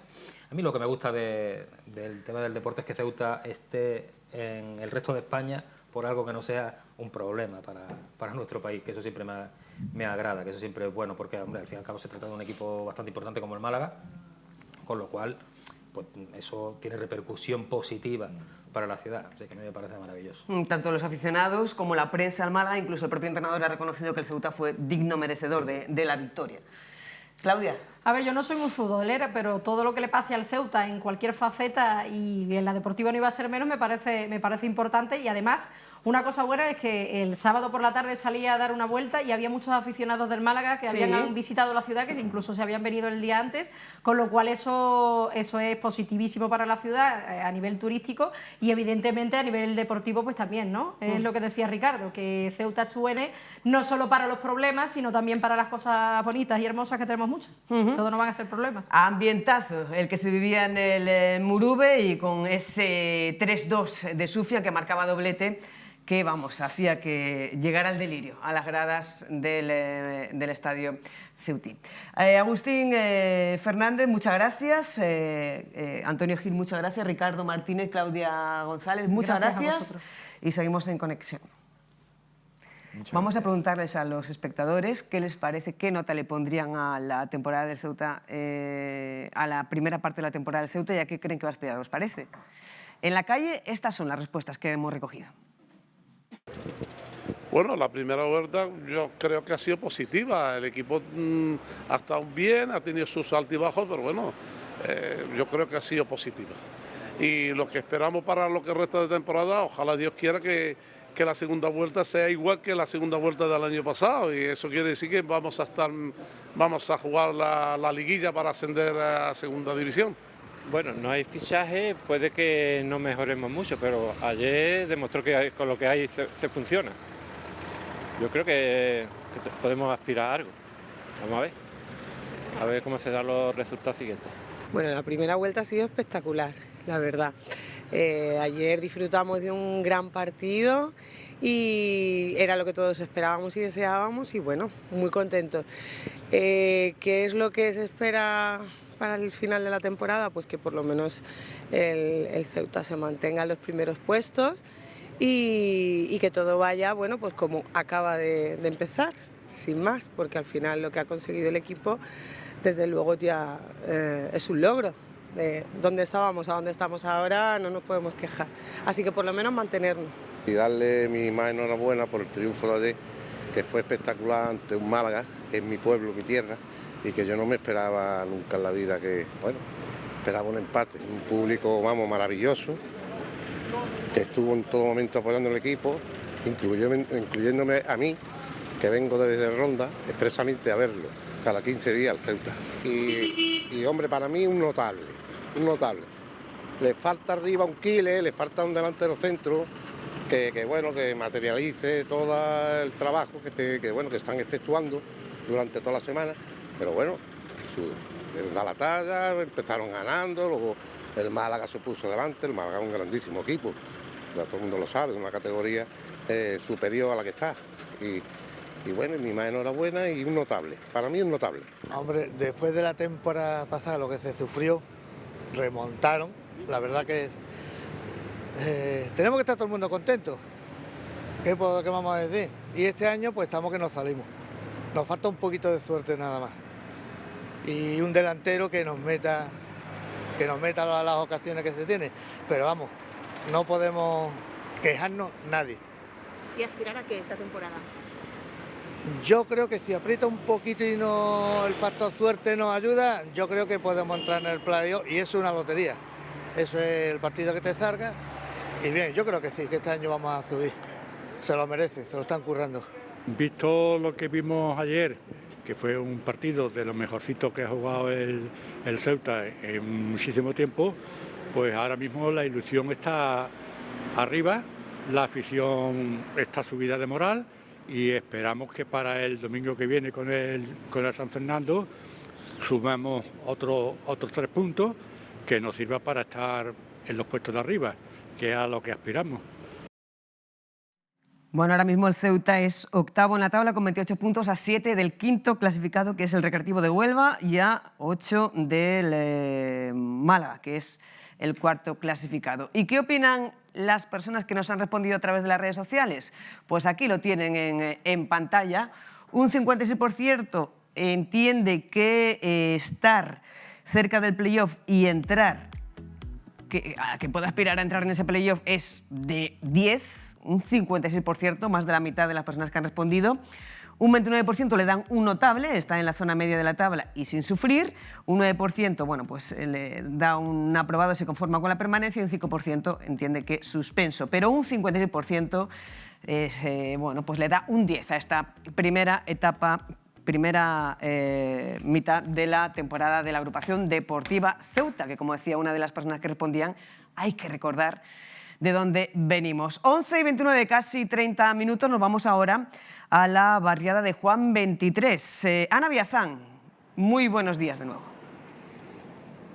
Pues sí, nos hemos venido hasta Juan 23 para contar una historia que hunde sus raíces en 2018, nada más y nada menos, porque hace 5 años en el solar que está a nuestra espalda lucía una pista deportiva mejorable, pero lucía. Aquella se destruyó porque se inició un nuevo proyecto para dotar a esta barriada pues, de unas nuevas instalaciones deportivas más acordes a los tiempos que vivimos, pero lo cierto es que 5 años después el solar sigue baldío, y sigue baldío también después de que en octubre visitáramos el barrio para hablar con los vecinos, que lógicamente están molestos. Entonces se llegó a hacer público por parte del gobierno que en un mes estaría terminada esta obra, pero sigue estando la situación como les contábamos, con ese solar baldío. Si entonces los vecinos estaban cabreados, pues no sabemos cuál puede ser el talante con el que hagamos la entrevista de ahora con Gabriel Cano, el presidente de la Asociación de Vecinos de este barrio, porque la situación sigue siendo la que era entonces, nada de nada. La que yo predije en el mes de octubre, cuando el señor consejero dijo que en un mes estaba todo terminado. La actividad de la obra, yo no sé él cómo la ha podido llevar, la actividad de la obra. Nosotros los vecinos la hemos vivido in situ y hemos visto de que no había ninguna actividad para terminar una cosa en un mes. Las pruebas están ahí, de que la diferencia que hay de lo que está hoy a lo que estaba en el mes de octubre, en el mes de octubre, pues prácticamente similar. O sea que no hemos avanzado prácticamente nada. Yo no sé, esto parece ser la catedral de Burgos. ¿Qué información les han dado, Gabriel? ¿Se ha puesto en contacto con ustedes alguien por parte de la ciudad autónoma para explicarles cuál es la situación de la ejecución de obra? Con respecto a esta obra, no. Se han puesto en contacto para otra serie de cosas que tenemos pedidas, pero precisamente para esto la única noticia que tenemos es la que sale en la prensa y la que dieron las noticias en el pleno del mes de noviembre, de que a petición del grupo político MDIC, que le hizo un requerimiento, y entonces dijo lo mismo que dijo en el mes de octubre, en un mes. Pero no sé, lo que no nos dijo fue qué año ni cuándo, qué mes era definitivamente, si era enero, febrero o diciembre, porque no ha ocurrido nada nuevo. ¿Y ustedes han solicitado información, han solicitado algún tipo de entrevista para conocer de primera mano qué es lo que está ocurriendo? Yo en el mes de septiembre, y desde el mes de septiembre acá, le he hecho 4 peticiones de cita para que nos dé una cita para conocer qué es lo que estaba ocurriendo. A usted le han contestado porque a mí no. Hemos hecho también una petición por medio de la Federación de Asociación de Vecinos para que ellos nos lo tramitaran, a ver si a ellos le daban más posibilidades que a nosotros. Hasta ahora no hay nada y llevamos 2 meses que hicimos la petición por la Asociación de Vecinos. Esto es lo que puedo contar. 2 meses esperando a una respuesta a esa solicitud de entrevista, entendemos, con el titular del área de fomento. Sí, por supuesto, al consejero responsable de la Consejería de Fomento. ¿Qué consecuencias ha tenido en el día a día del barrio esta situación? Pues mire, no han hecho, cuando dijeron que le habían adjudicado la obra, nos informaron de que habían adjudicado la obra y que en 4 meses estaba totalmente terminada. Pues nosotros, ante esa perspectiva, después de 5 años que no hemos podido tener ninguna actividad social en la barriada, pues programamos una serie de actividades para llegar a diciembre. Bueno, pues habíamos hecho una serie de cosas con los jóvenes, con los niños y unos regalos que habíamos preparado para hacer una... Pues los regalos los hemos tenido, la actividad con los pequeños la hemos tenido que hacer ahí donde está el parking de los vehículos. Ahí hemos tenido que montar una actividad y se pasó frecuente. Y para una entrega de regalos que ya teníamos comprados y demás, la hemos tenido que hacer en un piso particular de una persona, un vecino que nos lo cedió. Porque no la podíamos hacer en el club social que tenemos durante hace 5 años, la parada de autobús. Muchísimas gracias, Gabriel Cano, por esta explicación. Esperamos volver, no dentro de demasiados meses, y que la situación haya cambiado. Las coordenadas principales de esta obra de la que estamos hablando, la de la dotación de una pista deportiva al barrio de Juan 23, son la adjudicación de ese contrato que fue a Dragados y ACC en torno al primer trimestre del año por un plazo de ejecución de 7 meses, luego debería estar terminada 4 meses, y un presupuesto de poco menos menos de los 900.000 euros. La realidad, tan solo 3 meses después de que visitáramos la zona para ver cuáles eran los trabajos, es pues la que se ha podido apreciar en las imágenes captadas por el cámara de Radio Televisión Ceuta. El solar sigue baldío, sigue por llegar esa estructura que ya en su momento nos dijeron que una vez que llegue será rápida la instalación, porque es algo así como prefabricados o módulos que vendrán montados de la península, pero lo cierto es que 3 meses después siguen siquiera sin haber llegado. Susana. Gracias, Ana, por esta información. Seguiremos pendiente de la llegada de esa infraestructura.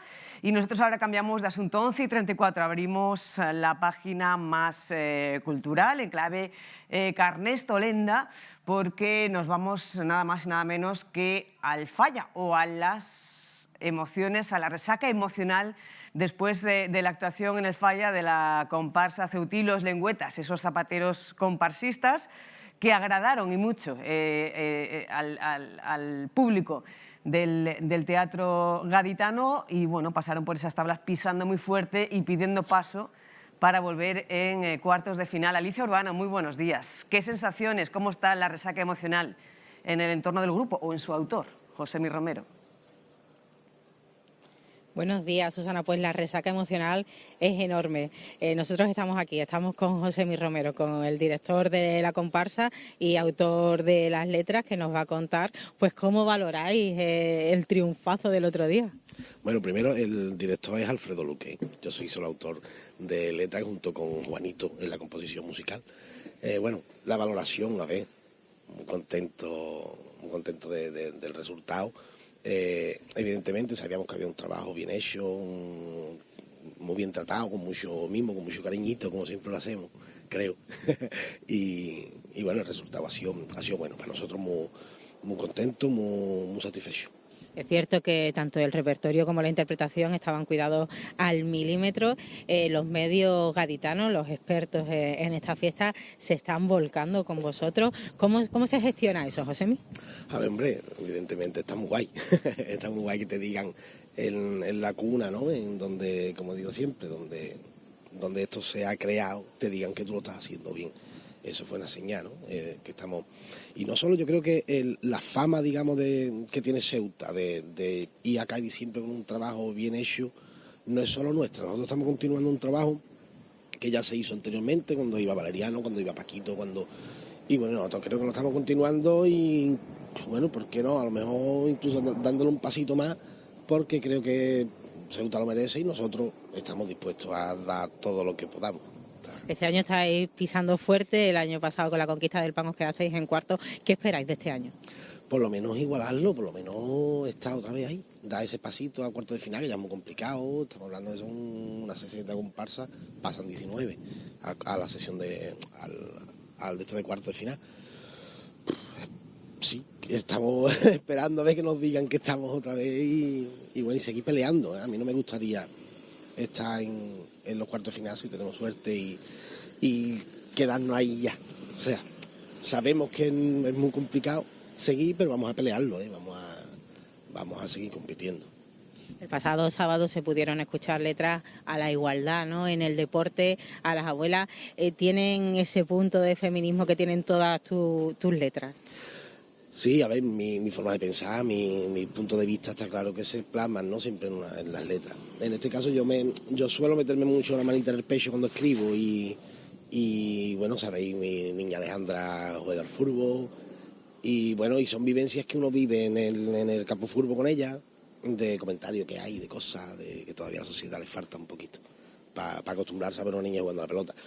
Y bueno, y quise, en el momento que a mí me ponen un micro por delante o una manera de expresarme, pues intento, bueno, concienciar o bueno, dar mi punto de vista y lanzar mi puntito en donde pueda, ¿no? ¿Tendremos nuevas letras para Ceuta? Sí, claro. Nos queda todavía mucho trabajo, mucho ensayo. Ahora mismo, bueno, ya pensando en un posible pase, si lo hubiera, y en el concurso de aquí, está claro. Y sí. Vamos a ver si nos sale algo bueno. Y en cuanto al tipo de panaderos, ¿no? A zapateros deslenguados, ¿va de profesiones? Pues mira, coincidencia, pero es verdad que son cosas que te dan mucho pie a jugar con los temas. Porque desde o sea, yo no creo que haya alguien más callejeado que un trabajador, que un obrero, que un zapatero, un panadero, el que sea. Y desde ese punto de vista, desde esa silla, se puede contemplar todo, ¿no? Mucha gente que te visita, mucha gente que habla contigo, uno con un problema, otro con otro, y tú desde ahí lanzas el mensaje que quieras. Te abre mucho el abanico, las posibilidades. Y bueno, es una forma de vestirlo. Yo quería alargar un poquito y había que vestir de alguna forma, pues nada, pues de zapatero. Pues nada, ¿cómo vais a vivir estos días todos los miembros de aquí a que se sepa si pasamos o no pasamos? A ver, ahora mismo descansando, habéis despertado, habéis sacado. Se te nota, ¿eh? Descansando porque ayer llegamos tarde y bueno, con las emociones y los nervios todavía ahí, presentes. Y bueno, ahora seguir trabajando, no podemos parar, tenemos que seguir trabajando, seguir ensayando. Y ya está, y bueno, con nervios, viendo el COA de Cádiz y haciendo nuestras propias quinielas. Aquí yo, pues veremos a ver, que esta viene fuerte, con esta no contábamos. ¿Cómo veis el nivel hasta ahora? Pues, hombre, a ver, el nivel, sabemos que hay una lista de 10 grupos, 11 grupos, con los que no podemos competir, ¿no? Que es Champions, que ahí no podemos... Pero entre el 11 y el 30 hay una igualdad brutal. Hay un nivel muy parejito, que son esas que juegan en nuestra liga, y ahí es donde nosotros creo que competimos y donde tenemos que pelear. Y el nivel viene siendo harto. Queda mucho concurso, quedan 30 y tantos grupos todavía por cantar, puede pasar cualquier cosa. Pero bueno, ahora mismo... yo me veo ahí. Pues nada, pues ahí nos vamos a quedar, Josemi, esperando que paséis y ver la siguiente actuación. Susana, esta es la resaca emocional que tiene la comparsa hasta este momento. Bueno, pues ya lo vemos. Felicidades al grupo, felicidades a la comparsa, a esos zapateros y felicidades a su autor, Josemi Romero, por ese pedazo de actuación. Estamos convencidos de que estarán en cuarto y esperemos que más todavía. 11:41, vamos a pues conocer con detalle, hablábamos hace unos instantes, gobierno y sindicatos alcanzaban ese acuerdo para subir el salario mínimo interprofesional para 2024 un 5% hasta los 1.134 euros mensuales y vamos a abordar con nuestro experto de hoy, el abogado laboralista Luciano Bustemi, pues todos los asuntos, a quién afecta y todos los asuntos de interés sobre esta subida y sobre el salario mínimo interprofesional. Muy buenos días. ¿Qué tal? ¿Cómo estamos? Pues bien, encantado de incorporarme aquí a principio de año con ustedes de nuevo. Acabamos de hablar con los analistas de hoy sobre el impacto que puede tener el salario mínimo interprofesional y decían, bueno, pues la confusión que puede haber con el salario base. ¿Qué es el salario mínimo interprofesional? Sí, el salario mínimo interprofesional es una cantidad que fija el gobierno todos los años y establece, lo que viene a establecer es que nadie en España puede trabajar percibiendo un salario por debajo de ese límite. Da igual que sea en concepto de salario base, plus de residencia, plus de vinculación. Una vez que se suma todo, siempre tiene que estar por encima del salario mínimo interprofesional. La cuantía es de 1.134 euros, o sea, 14 pagas de 1.134 euros o de 12 pagas de 1.323. ¿Qué ocurre en el caso de las empleadas del hogar? En el caso de las empleadas del hogar tienen siempre una coletilla en los decretos en los que siempre se acuerda una retribución ligeramente distinta. En la práctica viene a ser lo mismo. Pero vamos, queda establecido en 8,87 euros por hora efectiva trabajada, aunque en la práctica viene a ser más o menos igual. ¿Y cuándo entraría en vigor, Luciano? Claro, todavía técnicamente lo que está en vigor es el último acuerdo del Consejo de Ministros que decidió prorrogar para el año 2023, para el año 2024 el salario de 2023. Con lo cual, las últimas noticias que hay, como bien sabéis, es el viernes se alcanzó el acuerdo con los sindicatos. Tengo entendido que la patronal se descolgó del acuerdo, no estuvo por la labor. Y ahora debe seguir el procedimiento de tramitación del Real Decreto y por tanto se publicará, yo espero que para finales de enero o durante el mes de febrero. ¿Y tiene carácter retroactivo? Claro, hay que estar muy atento a eso, ¿vale? Cuando se publique seguramente saldrán las noticias y en la mensualidad siguiente es donde hay que, en la propia mensualidad en la que se publica el decreto o en la siguiente es cuando hay que estar ojo a visor para ver si nos han introducido en la nómina los atrasos, ¿vale? ¿Y a quién beneficia? ¿En qué casos hay que esperar algún cambio en la nómina? Bueno, ahí siempre se genera mucha confusión, ¿no? Porque hay mucha gente que dice, oye, es que lleva subiendo el salario mínimo todos los años y yo no lo noto, ¿no? Claro, este tipo ten en cuenta que en España el salario se regula en primer lugar por el salario mínimo interprofesional. Por encima del salario mínimo interprofesional están las negociaciones de convenio y por encima los acuerdos individuales. Es como una escalinata que hay que ir subiendo, ¿no? Entonces, siempre y cuando uno esté por encima, es decir, su retribución, ya sea por convenio o ya sea por un acuerdo individual, esté por encima del salario mínimo interprofesional, no va a notar ninguna diferencia, ¿vale? Dicho en sentido negativo, dicho en sentido positivo, los que van a notar diferencias son aquellos que trabajan en sectores que no están afectados por un convenio colectivo, ¿vale? Como por ejemplo la sanidad privada en Ceuta, ¿vale? Y aquellos trabajadores que tengan convenios colectivos que llevan muchos años estancados en la negociación.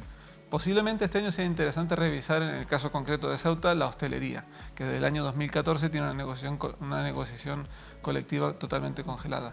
No sé si, no he tenido todavía oportunidad de echar cálculos, pero ya el año pasado estaba al límite de superar el salario mínimo en la negociación de convenio. ¿Y el plus de residencia está incluido ahí? Claro, hasta el año 1994 era una práctica de establecer un plus de residencia por separado en la negociación de los salarios mínimos. Sin embargo, hoy se entiende que dentro del salario mínimo están todos los conceptos y todos los pluses, incluido el salario mínimo. Y si no me suben el salario, ¿cómo he de proceder como trabajador? Pues lo primero, ponerte en contacto con un abogado, ¿vale? Y tener en cuenta que tienes un año para reclamar, ¿vale? Todo lo que esté por detrás de un año se pierde. Y además hay que tener en cuenta que esa reclamación se debe pedir con un 10% de intereses de demora, que es lo que se referencia al artículo 29.3 del Estatuto de los Trabajadores. Pues Luciano Bustemi, muchísimas gracias por contarnos hacernos estas aclaraciones y también los consejos de un abogado laboralista. A vuestra disposición. Un placer, como siempre. 11:46, la conexión ahora nos lleva a la redacción de informativos y le pedimos al director Raúl Llamas, muy buenos días, que nos saque las noticias del horno. Pues bueno, vamos a contar brevemente algunos de los asuntos de hoy. Por ejemplo, ahora a la 1 de la tarde se va a reunir el grupo de trabajo que creó el Pleno en su día para abordar la futura viabilidad o no de la gestión directa del servicio público de limpieza viaria. Va a ser una reunión que va a tener lugar en la rotonda del Palacio Autonómico y que previsiblemente dará el visto bueno, dará el ok a la memoria que se ha realizado al efecto para, como decimos, gestionar de forma directa el servicio de limpieza que ahora desempeña la empresa Trace. Más cosas, estamos esperando que el BOCE publique a lo largo del día de hoy el texto que habría de convertirse en un futuro en la modificación de la ordenanza de terraza de veladores. Una vez que se publique ese texto, se abriría un plazo para presentar posibles sugerencias y posiblemente tras eso se crearía un grupo de trabajo con las dos entidades empresariales, Cámara de Comercio y Confederación de Empresarios. También en el ámbito laboral, Comisiones Obreras, que se ha puesto en contacto con los órganos de recursos humanos de las empresas de limpieza de edificios y locales de Ceuta para preguntarles cuándo piensan abonar los atrasos a los trabajadores de este sector. Y es que hay que decir que el convenio de dicho ámbito establecía un plazo de 6 meses para el cobro de estos atrasos. Este plazo ya ha finalizado y Comisiones Obreras, pues como decimos, se ha puesto en contacto con estas empresas para preguntarle si piensan abonar esos atrasos o no. En caso de que la respuesta sea negativa, Comisiones no descarta movilizaciones. También hablaremos de una reunión que ha tenido lugar esta mañana entre la Consejería de Presidencia y Gobernación, entre Procesa y Traxated. El motivo es poner en marcha esa futura oficina técnica que ha de llevar a la práctica esas medidas contempladas en el Plan de Desarrollo Socioeconómico de Ceuta. Una reunión que ha tenido lugar en la que será la sede de la futura oficina en la avenida Juan de Borbón. Y por último, Susana, a modo de agenda, esta tarde a las 5 va a tener lugar un acto de la Asociación Al-Idrisi porque inaugura una nueva sede en Juan de Juanes, una nueva sede a la que le va a dar el nombre de Ahmed Liasid. Va a ser un acto entrañable, muy bonito, como decimos, a las 5 de la tarde hoy en Juan de Juanes, en el antiguo cuartel de los bomberos. Muy bien, muy bonito el acto. ¿Y cuál es el titular de deportes hoy?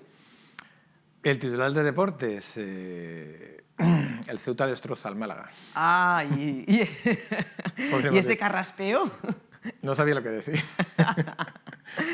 Hombre, la verdad que el Ceuta hizo un partidazo. El Málaga yo creo que no estuvo a la altura. Lo único bueno que vi del Málaga fueron los 2 goles que metió al inicio de la segunda parte, que parecía que pasaba la acción, se puso 1-2, pero luego el Ceuta la verdad que jugó de dulce. La verdad que no suelo ver muchos partidos del Ceuta, pero si sigue jugando tal y como jugó este domingo, no te extraña que entre en los puestos de promoción. Puede aspirar a todo. Sí. ¿Verdad que sí? Totalmente. ¿Y cómo se vive en el Murube, bueno, pues ese momento del tercer gol del Ceuta en el que le da la vuelta al marcador contra tu equipo, en este caso? Mal. Saltó todo el mundo menos yo. Saltó todo el mundo que tenía alrededor. Yo me quedé sentado. Miré el móvil a ver cuánto tiempo quedaba, pero nada, mal. Y a ver si te habían enviado algún mensaje tus compañeros, ¿no? Sí, la verdad que sí. Esta mañana también me han dado muchos recuerdos de todos sitios. Mira, Raúl, tú no fuiste al concierto, a ese espectáculo de Fénix y Amigos, ese homenaje a Triana, con lo que te gustaba para cuidar la voz y animar a tu equipo. Y te has perdido la oportunidad de disfrutar de esto, Bueno, esto solamente es una pequeña muestra de lo que se vivió. Me han dicho que estuvo genial. Genial, estupendamente. En el Teatro Auditorio del Rebellín, Fénix y Amigos, levantaron al público de las butacas y fue un auténtico espectáculo. A las personas que no han tenido la oportunidad de disfrutar de este espectáculo, de este concierto, como Raúl, pues les ofrecemos esta muestra y les agradecemos, como siempre, que nos hayan acompañado un día más. Disfrútenlo. Hasta mañana a las 10.